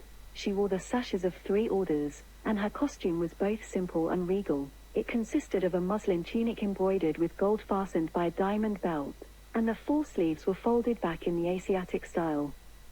Over this tunic she wore a red velvet dolman with very short sleeves. The bonnet which held her white hair was not decorated with ribbons, but with the most beautiful diamonds. Catherine held Western European philosophies and culture close to her heart, and she wanted to surround herself with like-minded people within Russia. She believed a new kind of person could be created by inculcating Russian children with European education. Catherine believed education could change the hearts and minds of the Russian people and turn them away from backwardness. This meant developing individuals both intellectually and morally, providing them knowledge and skills, and fostering a sense of civic responsibility. Her goal was to modernize education across Russia. Catherine appointed Ivan Betskoy as her advisor on educational matters. Through him, she collected information from Russia and other countries about educational institutions. She also established a commission composed of T. N. Teplov, T. von Klingstedt, F. G. Dilthey, and the historian G. Miller. She consulted British education pioneers, particularly the Reverend Daniel Dumaresque and Dr. John Brown. In 1764, she sent for Dumaresque to come to Russia and then appointed him to the Educational Commission. The commission studied the reform projects previously installed by II Shuvalov under Elizabeth and under Peter III. They submitted recommendations for the establishment of a general system of education for all Russian Orthodox subjects from the age of 5 to 18, excluding serfs. However, no action was taken on any recommendations put forth by the Commission due to the calling of the Legislative Commission. In July 1765, Dumaresque wrote to Dr. John Brown about the Commission's problems and received a long reply containing very general and sweeping suggestions for education and social reforms in Russia. Dr. Brown argued, in a democratic country, education ought to be under the state's control and based on an education code. He also placed great emphasis on the proper and effectual education of the female sex. 2 years prior, Catherine had commissioned Ivan Betskoy to draw up the general program for the education of young people of both sexes. This work emphasized the fostering of the creation of a new kind of people raised in isolation from the damaging influence of a backward Russian environment. The establishment of the Moscow Foundling Home or Moscow Orphanage was the first attempt at achieving that goal. It was charged with admitting destitute and extramarital children to educate them in any way the state deemed fit. Because the Moscow Foundling Home was not established as a state-funded institution, it represented an opportunity to experiment with new educational theories. However, the Moscow Foundling Home was unsuccessful, mainly due to extremely high mortality rates, which prevented many of the children from living long enough to develop into the enlightened subjects the state desired. Not long after the Moscow Foundling Home, at the instigation of her factotum, Ivan Betskoy, she wrote a manual for the education of young children, drawing from the ideas of John Locke, and founded the famous Smolny Institute in 1764, first of its kind in Russia. At first, the institute only admitted young girls of the noble elite, but eventually it began to admit girls of the petit bourgeoisie as well. The girls who attended the Smolny Institute, Smolyanki, were often accused of being ignorant of anything that went on in the world outside the walls of the Smolny buildings, within which they acquired a proficiency in French, music, and dancing, along with a complete awe of the monarch. Central to the Institute's philosophy of pedagogy was strict enforcement of discipline. Running and games were forbidden, and the building was kept particularly cold because too much warmth was believed to be harmful to the developing body, as was excessive play. From 1768 to 1774, no progress was made in setting up a national school system. However, Catherine continued to investigate the pedagogical principles and practice of other countries and made many other educational reforms, including an overhaul of the Cadet Corps in 1766. The Corps then began to take children from a very young age and educate them until the age of 21, with a broadened curriculum that included the sciences, philosophy, ethics, history, and international law.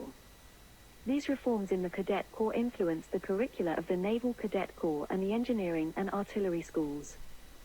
Following the war and the defeat of Pugachev, Catherine laid the obligation to establish schools at the gubernia, a provincial subdivision of the Russian Empire ruled by a governor, on the boards of social welfare set up with the participation of elected representatives from the 3 free estates. By 1782, Catherine arranged another advisory commission to review the information she had gathered on the educational systems of many different countries. One system that particularly stood out was produced by a mathematician, Franz Eponus. He was strongly in favor of the adoption of the Austrian 3-tier model of trivial, real, and normal schools at the village, town, and provincial capital levels. In addition to the advisory commission, Catherine established a commission of national schools under Pyotr Zavadovsky. This commission was charged with organizing a national school network, as well as providing teacher training and textbooks. On the 5th of August 1786, the Russian Statute of National Education was created. The statute established a 2-tier network of high schools and primary schools in gubernia capitals that were free of charge, open to all of the free classes except the serfs, and coeducational. It also stipulated in detail the subjects to be taught at every age and the method of teaching.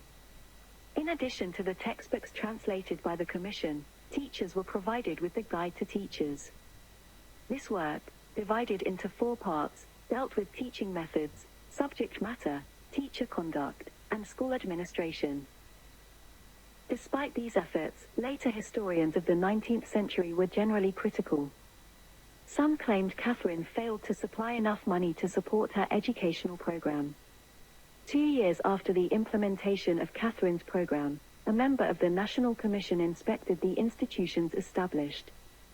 Throughout Russia, the inspectors encountered a patchy response. While the nobility provided appreciable amounts of money for these institutions, they preferred to send their own children to private, prestigious institutions. Also, the townspeople tended to turn against the junior schools and their pedagogical methods. Yet by the end of Catharine's reign, an estimated 62,000 pupils were being educated in some 549 state institutions. While a significant improvement, it was only a minuscule number, compared to the size of the Russian population. Catharine's apparent embrace of all things Russian, including orthodoxy, may have prompted her personal indifference to religion. She nationalized all of the church lands to help pay for her wars, largely emptied the monasteries, and forced most of the remaining clergymen to survive as farmers or from fees for baptisms and other services. Very few members of the nobility entered the church, which became even less important than it had been.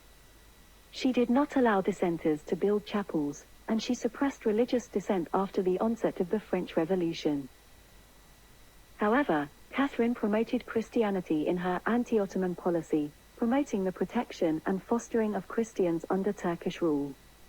She placed strictures on Catholics, as of the 23rd of February 1769, mainly Polish, and attempted to assert and extend state control over them in the wake of the partitions of Poland.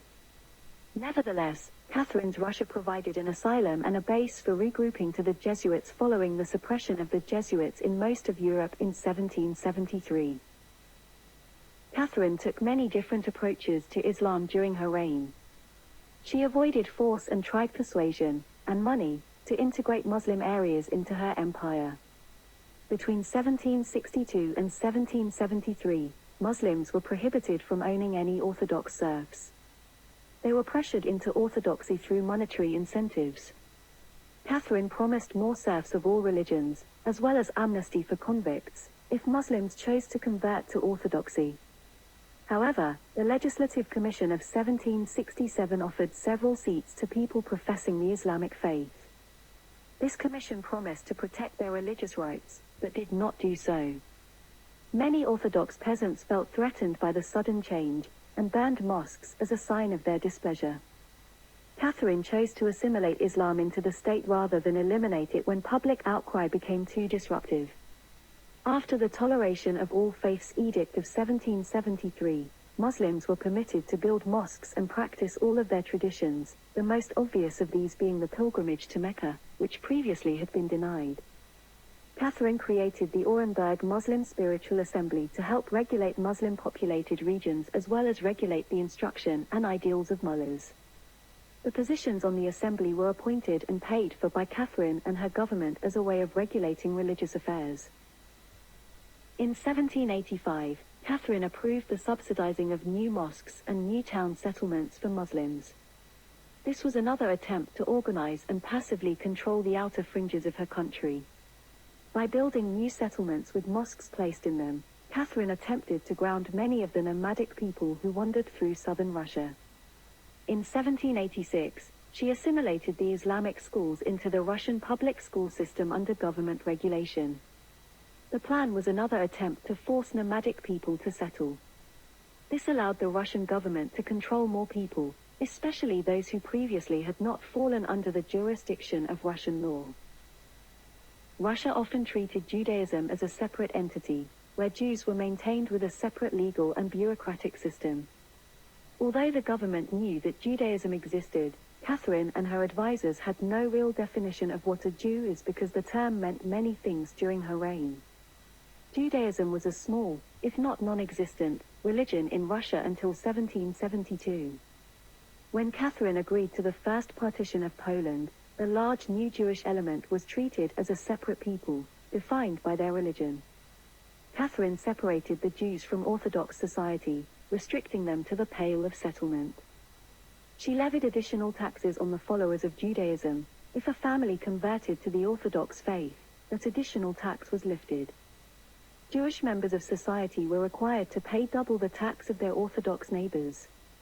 Converted Jews could gain permission to enter the merchant class and farm as free peasants under Russian rule. In an attempt to assimilate the Jews into Russia's economy, Catherine included them under the rights and laws of the Charter of the Towns of 1782. Orthodox Russians disliked the inclusion of Judaism, mainly for economic reasons.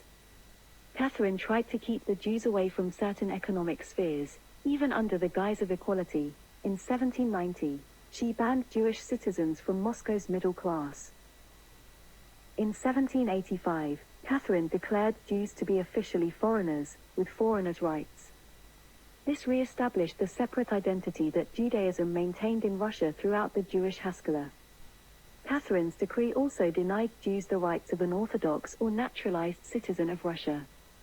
Taxes doubled again for those of Jewish descent in 1794, and Catherine officially declared that Jews bore no relation to Russians. In many ways, the Orthodox Church fared no better than its foreign counterparts during the reign of Catherine. Under her leadership, she completed what Peter III had started. The Church's lands were expropriated, and the budget of both monasteries and bishoprics were controlled by the College of Economy. Endowments from the government replaced income from privately held lands. The endowments were often much less than the original intended amount. She closed 569 of 954 monasteries, of which only 161 received government money.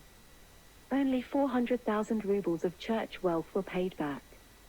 While other religions, such as Islam, received invitations to the Legislative Commission, the Orthodox clergy did not receive a single seat.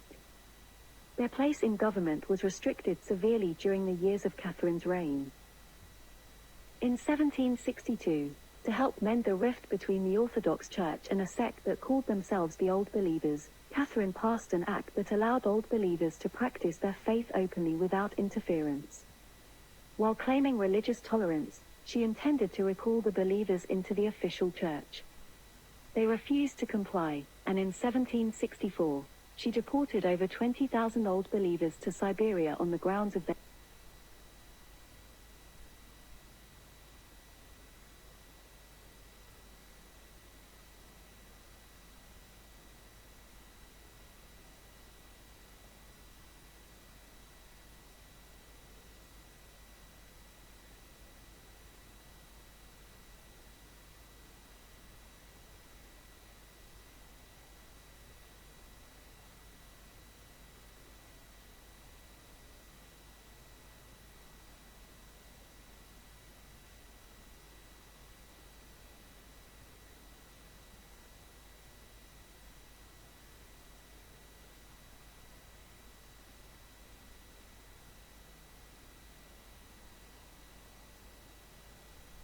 faith. In later years, Catherine amended her thoughts. Old Believers were allowed to hold elected municipal positions after the Urban Charter of 1785, and she promised religious freedom to those who wished to settle in Russia. Religious education was reviewed strictly. At first, she simply attempted to revise clerical studies, proposing a reform of religious schools. This reform never progressed beyond the planning stages. By 1786, Catherine excluded all religion and clerical studies programs from lay education. By separating the public interests from those of the church, Catherine began a secularization of the day-to-day workings of Russia. She transformed the clergy from a group that wielded great power over the Russian government and its people to a segregated community forced to depend on the state for compensation. Catherine, throughout her long reign, took many lovers, often elevating them to high positions for as long as they held her interest and then pensioning them off with gifts of serfs and large estates. The percentage of state money spent on the court increased from 10% in 1767 to 11% in 1781 to 14% in 1795. Catherine gave away 66,000 serfs from 1762 to 1772, 202,000 from 1773 to 1793, and 100,000 in one day, the 18th of August 1795. Catherine bought the support of the bureaucracy. In 1767, Catherine decreed that after 7 years in one rank, civil servants automatically would be promoted regardless of office or merit. After her affair with her lover and advisor Grigory Alexandrovich Potemkin ended in 1776, He allegedly selected a candidate lover for her who had the physical beauty and mental faculties to hold her interest, such as Dmitry Marmanov and Nicholas Alexander Sip. Some of these men loved her in return, and she always showed generosity towards them, even after the affair ended. One of her lovers, Avadovsky, received 50,000 rubles, a pension of 5,000 rubles and 4,000 peasants in Ukraine after she dismissed him in 1777. The last of her lovers, Prince Zubov, was 40 years her junior. Her sexual independence led to many of the legends about her. Catherine kept her illegitimate son by Grigory Orlov or Alexis Bobrinsky, later elevated to Count Bobrinsky by Paul I near Tula, away from her court. Elite acceptance of a female ruler was more of an issue in Western Europe than in Russia. The British ambassador James Harris, 1st Earl of Malmesbury, reported back to London. Her Majesty has a masculine force of mind, obstinacy in adhering to a plan, and intrepidity in the execution of it, but she wants the more manly virtues of deliberation, forbearance in prosperity and accuracy of judgment, while she possesses in a high degree the weaknesses vulgarly attributed to her sex, love of flattery, and its inseparable companion, vanity, an inattention to unpleasant but salutary advice, and a propensity to voluptuousness which leads to excesses that would debase a female. Character in any sphere of life. Sir Charles Hanbury Williams, the British ambassador to Russia, offered Stanislaus Poniatowski a place in the embassy in return for gaining Catherine as an ally. Poniatowski, through his mother's side, came from the Czartoryski family, prominent members of the pro-Russian faction in Poland. Poniatowski and Catherine were eighth cousins, twice removed, by their mutual ancestor King Christian I of Denmark, by virtue of Poniatowski's maternal descent from the Scottish House of Stuart. Catherine, 26 years old and already married to the then Grand Duke Peter for some 10 years, met the 22-year-old Poniatowski in 1755, therefore well before encountering the Orloff brothers. In 1757, Poniatowski served in the British Army during the 7 Years' War, thus severing close relationships with Catherine. She bore him a daughter named Anna Petrovna in December 1757, not to be confused with Grand Duchess Anna Petrovna of Russia, the daughter of Peter I's second marriage. King Augustus III of Poland died in 1763, so Poland needed to elect a new ruler. Catherine supported Poniatowski as a candidate to become the next king. She sent the Russian army into Poland to avoid possible disputes. Russia invaded Poland on the 26th of August 1764, threatening to fight, and imposing Poniatowski as king. Poniatowski accepted the throne, and thereby put himself under Catherine's control.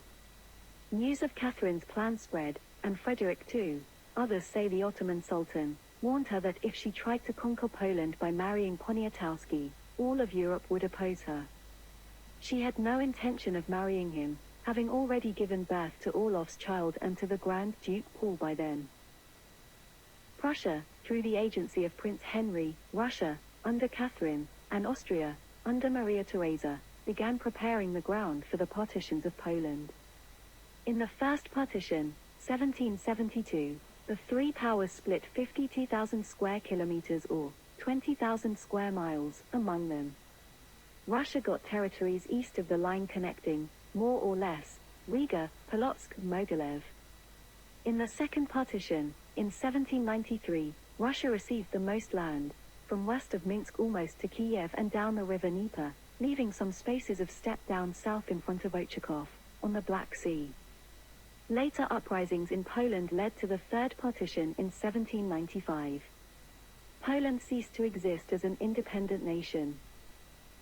Grigory Orlov, the grandson of a rebel in the Streltsy uprising of 1698 against Peter the Great, distinguished himself in the Battle of Zorndorf on the 25th of August 1758, receiving 3 wounds.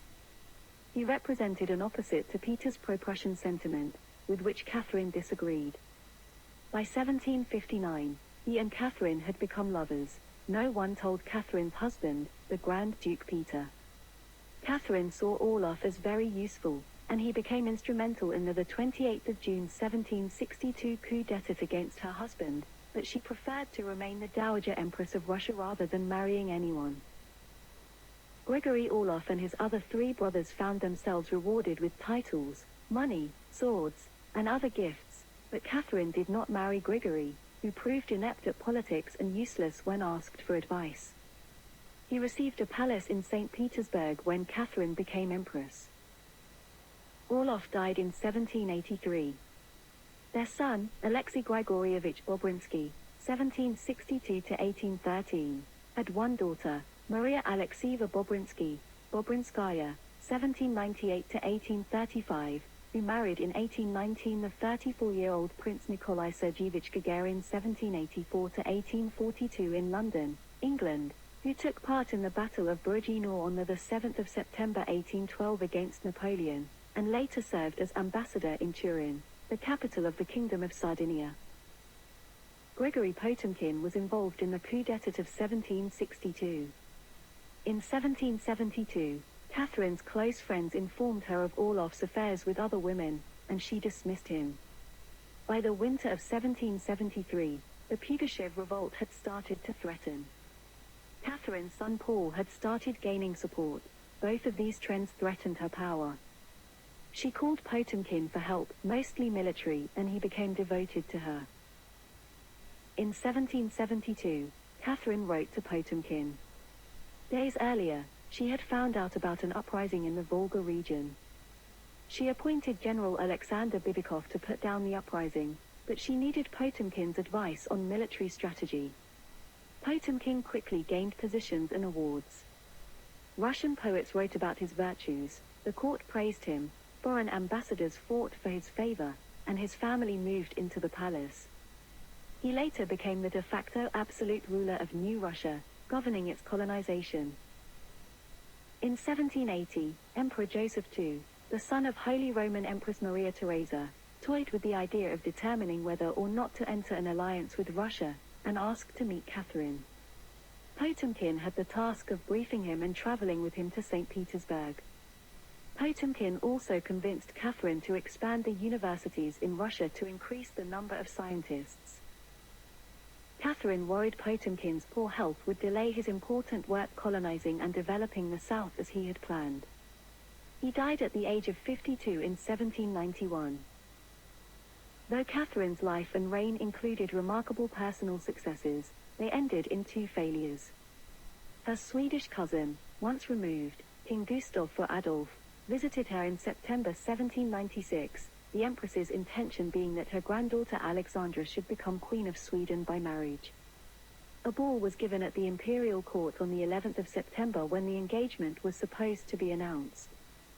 Gustav Adolf felt pressured to accept that Alexandra would not convert to Lutheranism, and though he was delighted by the young lady, he refused to appear at the ball and left for Stockholm. The frustration affected Catherine's health. She recovered well enough to begin to plan a ceremony which would establish her favorite grandson Alexander as her heir, superseding her difficult son Paul, but she died before the announcement could be made, just over 2 months after the engagement ball. On the 16th of November 1796, Catherine rose early in the morning and had her usual morning coffee. Soon settling down to work on papers, she told her lady's maid, Maria Perekusakina, that she had slept better than she had in a long time. Sometime after 9 o'clock she was found on the floor with her face purplish, her pulse weak, her breathing shallow and labored. The court physician diagnosed a stroke and despite attempts to revive her she fell into a coma. She was given the last rites and died the following evening around 9:45 p.m. An autopsy confirmed a stroke as the cause of death. Later, several unfounded stories circulated regarding the cause and manner of her death. A popular insult to the Empress's legacy at the time is that she died after having sex with her horse. The story claimed that her maids believed that Catherine spent too much unsupervised time with her favorite horse, Dudley. In his 1647 book, Description of the Muscovite and Persian Journey, German scholar Adam Olearius claimed that Russians had a fondness for sodomy, especially with horses. Olearius's claims about a supposed Russian tendency towards bestiality with horses was often repeated in anti-Russian literature throughout the 17th and 18th centuries to illustrate the alleged barbarous Asian nature of Russia. Given the frequency which this story was repeated together with Catharine's love of her adopted homeland and her hippophilia, it was an easy step to apply this scurrilous story as the cause of her death. Finally, Catharine's lack of shame about expressing her sexuality together with her incongruous position as a female leader in the male-dominated society of Europe made her the object of much malicious gossip, and the story of her supposed death while attempting sex with a stallion was meant to show how unnatural her rule as Empress of Russia was. Catharine's undated will, discovered in early 1792 among her papers by her secretary Alexander Vasilievich Krapovitsky, gave specific instructions should she die: lay out my corpse dressed in white, with a golden crown on my head, and on it inscribe my Christian name. Mourning dress is to be worn for 6 months, and no longer, the shorter the better. In the end, the Empress was laid to rest with a gold crown on her head and clothed in a silver brocade dress. On the 25th of November, the coffin, richly decorated in gold fabric, was placed atop an elevated platform at the Grand Gallery's Chamber of Mourning, designed and decorated by Antonio Rinaldi. According to Elizabeth Vigil-Lebrun, the Empress's body lay in state for 6 weeks in a large and magnificently decorated room in the castle, which was kept lit day and night. Catharine was stretched on a ceremonial bed surrounded by the coats of arms of all the towns in Russia. Her face was left uncovered, and her fair hand rested on the bed. All the ladies, some of whom took turn to watch by the body, would go and kiss this hand, or at least appear to. A description of the Empress's funeral is written in Madame Vigil-Lebrun's memoirs. Catharine the Great miscarried on the 20th of December 1752. According to court gossip, this lost pregnancy was attributed to Sergei Saltykov. A second miscarriage on the 30th of June 1753. This second lost pregnancy was also attributed to Saltykov. This time she was very ill for 13 days. Catharine later wrote in her memoirs, "They suspect that part of the afterbirth has not come away. On the 13th day it came out by itself." Paul I Petrovich, the Emperor of Russia who succeeded her, was born on the 1st of October 1754 and died on the 23rd of March 1801, age 46. Born at the Winter Palace, officially he was a son of Peter III, but in her memoirs, Catharine implies very strongly that Saltykov was the biological father of the child. He married firstly Princess Wilhelmina Louisa of Hesse-Darmstadt in 1773 and had no issue. He married secondly, in 1776, Princess Sophie Dorothea of Württemberg and had issue, including the future Alexander I of Russia and Nicholas I of Russia. He succeeded as Emperor of Russia in 1796 and was murdered at St. Michael's Castle in 1801. Anna Petrovna, a Grand Duchess of Russia, born on the 9th of December 1757 and died on the 8th of March 1759, age 15 months, possibly the offspring of Catharine and Stanislaus Poniatowski. Anna was born at the Winter Palace between 10 and 11 o'clock. She was named by Empress Elizabeth after her deceased sister, against Catharine's wishes. On the 17th of December 1757, Anna was baptized and received the Great Cross of the Order of St. Catharine.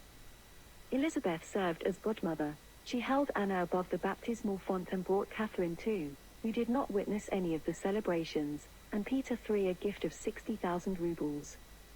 Elizabeth took Anna and raised the baby herself, as she had done with Paul I. In her memoirs, Catharine makes no mention of Anna's death on the 8th of March 1759, though she was inconsolable and entered a state of shock. Anna's funeral took place on the 15th of March, at Alexander Nevsky Lavra. After the funeral, Catharine too never mentioned her dead daughter again. Alexei Grigorievich Bobrinsky, or Count Bobrinsky, born on the 11th of April 1762 and died on the 20th of June 1813, age 51. Born at the Winter Palace, he was brought up at Bobriki. His father was Grigory Grigorievich Orlov. He married Baroness Anna Dorothea von Ungernsternburg and had issue. Created Count Bobrinsky in 1796, he died in 1813. Elizabeth Grigorevna Temkina, alleged daughter, born on the 13th of July 1775 and died on the 25th of May 1854, age 78. Born many years after the death of Catharine's husband, brought up in the Samoilov household as Grigory Potemkin's daughter, and never acknowledged by Catharine, it has been suggested that Temkina was the illegitimate child of Catharine and Potemkin, but this is now regarded as unlikely. Catharine the Great had the royal families of Britain, Denmark, Netherlands, Spain, and Sweden descend from her, as well as the former royal families of Greece, Romania, Yugoslavia, and many others. These, together with the British royalty connections to Catharine II, the Great of Russia, are listed here. Olga Konstantinovna of Russia, great-great-granddaughter of Catharine, was the paternal grandmother of Prince Philip, Duke of Edinburgh, and his descendants, which include the main branch of the family such as Charles, Prince of Wales, his son, Prince William, Duke of Cambridge, and William's son, Prince George of Cambridge, the three direct heirs to the throne of the United Kingdom of Great Britain. Also, she was a maternal ancestress of Prince Edward, 2nd Duke of Kent, Princess Alexandra, the Honourable Lady Ogilvy, and Prince Michael of Kent in 3 ways through her descendant Princess Marina, Duchess of Kent. Elena Pavlovna of Russia, Grand Duchess of Mecklenburg-Schwerin, and granddaughter of Catharine, was a maternal great-great-great-great-grandmother of the 3 people mentioned above. Olga Konstantinovna of Russia, great-great-granddaughter of Catharine, was a maternal great-grandmother of the 3 people mentioned above. Grand Duke Vladimir Alexandrovich of Russia, great-great-grandson of Catharine, was a maternal great-grandfather of the 3 people mentioned above. Elena Pavlovna of Russia, Grand Duchess of Mecklenburg-Schwerin, and granddaughter of Catharine, was a paternal great-great-great-great-grandmother of Queen Margrethe II of Denmark. Anastasia Mikhailovna of Russia, Grand Duchess of Mecklenburg-Schwerin, and great-great-granddaughter of Catharine, was a paternal great-grandmother of Queen Margrethe II of Denmark. Also, Grand Duchess Maria Pavlovna of Russia was a granddaughter of Catharine, and great-great-great-grandmother of Victoria of Baden, who was a maternal great-grandmother of Queen Margrethe II of Denmark. Furthermore, the Grand Duchess Maria Pavlovna of Russia was also the great-great-great-grandmother of Louise Margaret of Prussia, who was another maternal great-grandmother of Queen Margrethe II of Denmark. Elena Pavlovna of Russia, Grand Duchess of Mecklenburg-Schwerin, and granddaughter of Catharine, was the paternal great-great-grandmother of Queen Juliana of the Netherlands, who was the maternal grandmother of King Willem Alexander of the Netherlands. Anna Pavlovna of Russia, granddaughter of Catharine, was maternal great-grandmother of Queen Juliana of the Netherlands, who was the maternal grandmother of King Willem Alexander of the Netherlands. Olga Konstantinovna of Russia, great-great-granddaughter of Catharine, was the maternal great-great-grandmother of King Felipe VI. Also, Sophia of Prussia, great-great-great-granddaughter of Catharine, was a maternal great-grandmother of King Felipe VI. Furthermore, Victoria Louise of Prussia, great-great-great-great-granddaughter of Catharine, was a maternal great-grandmother of King Felipe VI. Grand Duchess Maria Pavlovna of Russia, a granddaughter of Catharine, was an ancestor of King Carl XVI Gustav of Sweden in 2 ways, those being the same from Queen Margrethe II of Denmark's maternal ancestry, since the 2 monarchs are first cousins. Her great-great-great-granddaughter, Victoria of Baden, was a maternal great-grandmother of King Carl XVI Gustav of Sweden. Her great-great-great-granddaughter, Louise Margaret of Prussia, was a maternal great-grandmother of King Carl XVI Gustav of Sweden. Pavlos, Crown Prince of Greece, is descended from Catharine the Great in 7 ways, 3 from the same root as the Spanish royal family, and 4 from the same root as the Danish royal family. Olga Konstantinovna of Russia, great-great-granddaughter of Catharine, was the paternal great-grandmother of Constantine II of Greece, who is the father of Pavlos, Crown Prince of Greece. Sophia of Prussia, great-great-great-granddaughter of Catharine, was the paternal grandmother of Constantine II of Greece, who is the father of Pavlos, Crown Prince of Greece. Victoria Louise of Prussia, great-great-great-great-granddaughter of Catharine, was the maternal grandmother of Constantine II of Greece, who is the father of Pavlos, Crown Prince of Greece. Elena Pavlovna of Russia, Grand Duchess of Mecklenburg-Schwerin, and granddaughter of Catharine, was a paternal great-great-great-great-grandmother of Queen Anne-Marie of Greece, who is the mother of Pavlos, Crown Prince of Greece. Anastasia Mikhailovna of Russia, Grand Duchess of Mecklenburg-Schwerin, and great-great-granddaughter of Catherine, was a paternal great-grandmother of Queen Anne-Marie of Greece, who is the mother of Pavlos, Crown Prince of Greece. Also, Grand Duchess Maria Pavlovna of Russia was a granddaughter of Catherine, and great-great-great-grandmother of Victoria of Baden, who was a maternal great-grandmother of Queen Anne-Marie of Greece, who is the mother of Pavlos, Crown Prince of Greece. Furthermore, the Grand Duchess Maria Pavlovna of Russia was also the great-great-great-grandmother of Louise Margaret of Prussia, who was another maternal great-grandmother of Queen Anne-Marie of Greece, who is the mother of Pavlos, Crown Prince of Greece. Olga Konstantinovna of Russia, great-great-granddaughter of Catherine, was the maternal great-grandmother of Prince Amedeo of Savoy, Duke of Aosta, and his descendants, which include the main branch of the Savoy-Aosta family such as Aymon Duke of Aosta, claimant to the former throne of the Italy. King Michael I of Romania was descended from Catherine in 3 ways. Grand Duchess Maria Alexandrova of Russia, great-great-granddaughter of Catherine, was the paternal great-grandmother of King Michael I of Romania. Olga Konstantinovna of Russia, great-great-granddaughter of Catherine, was the maternal great-grandmother of King Michael I of Romania. Sophia of Prussia, great-great-great-granddaughter of Catherine, was the maternal grandmother of King Michael I of Romania. Alexander, Crown Prince of Yugoslavia, is descended from Catherine in 3 ways. Grand Duchess Maria Alexandrova of Russia, great-great-granddaughter of Catherine, was a maternal great-grandmother of King Peter II of Yugoslavia, who was the father of Alexander, Crown Prince of Yugoslavia. Olga Konstantinovna of Russia, great-great-granddaughter of Catherine, was the maternal great-grandmother of Queen Alexandra of Yugoslavia, who was the mother of Alexander, Crown Prince of Yugoslavia. Sophia of Prussia, great-great-great-granddaughter of Catherine, was the maternal grandmother of Queen Alexandra of Yugoslavia, who was the mother of Alexander, Crown Prince of Yugoslavia. The Manifesto of 1763 begins with Catherine's title.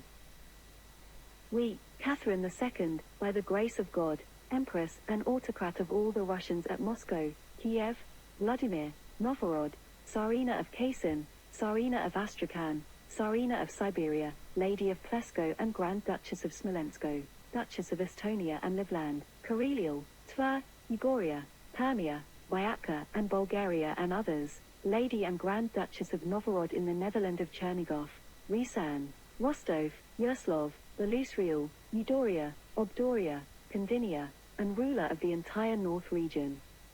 And Lady of the Urish, of the Cotalinian and Grusinian Tsars and the Kabardinian land, of the Chekessian and Gortian princes and the Lady of the Manor and sovereign of many others. Empress Catherine appears as a character in Lord Byron's unfinished mock-heroic poem Don Juan. She was a subject in the Royal Diary series in the book Catherine, The Great Journey, Russia, 1743 to 1745 by Christiana Gregory. The Empress is parodied in Offenbach's operetta La Grande Duchesse de Gerolstein, 1867. Ernst Lubitsch's silent film Forbidden Paradise, 1924, told the story of Catherine's romance with an officer. Marlene Dietrich portrayed Catherine the Great in the 1934 film The Scarlet Empress. The Rise of Catherine the Great, 1934, is a film starring Elizabeth Bugner and Douglas Fairbanks Jr. Lubitsch remade his 1924 silent film as the sound film A Royal Scandal, 1945, also known as Chirina. Mae West published Catherine Was Great in 1944, starring in it then and in subsequent productions. Jean Moreau played a version of Catherine in the farce comedy film Great Catherine, 1968. The British-Canadian-American TV miniseries Young Catherine, 1991, starring Julia Ormond as Catherine and Vanessa Redgrave as Empress Elizabeth, is based on Catherine's early life. The television movie Catherine the Great, 1995, stars Catherine Zeta-Jones as Catherine and Jean Moreau as Empress Elizabeth. Actress Olga Antonova played the role of the Empress in the 2000 film The Captain's Daughter, based on the novel of the same name by Alexander Pushkin. Her rise to power and reign are portrayed in the award-winning Russia 1 television series Ekaterina, which has been extended for a second season in 2017 and a third season in 2019. The Channel 1 Russia television series Catherine the Great was released in 2015. Catherine, portrayed by Megan Tunges, is featured in the web series Epic Rap Battles of History, in the episode Alexander the Great vs. Ivan the Terrible, the 12th of July 2016, pitted against the titular characters, as well as Frederick the Great and Pompey the Great. The television miniseries Catherine the Great, 2019, stars Helen Mirren. She is portrayed by Ellie Fanning in the Hulu television series The Great, 2020. She appears as a leader of the Russian civilization in Civilization Games 2, 3, 4, and 5. Monument to Catherine the Great in St. Petersburg is surrounded by prominent persons of her era.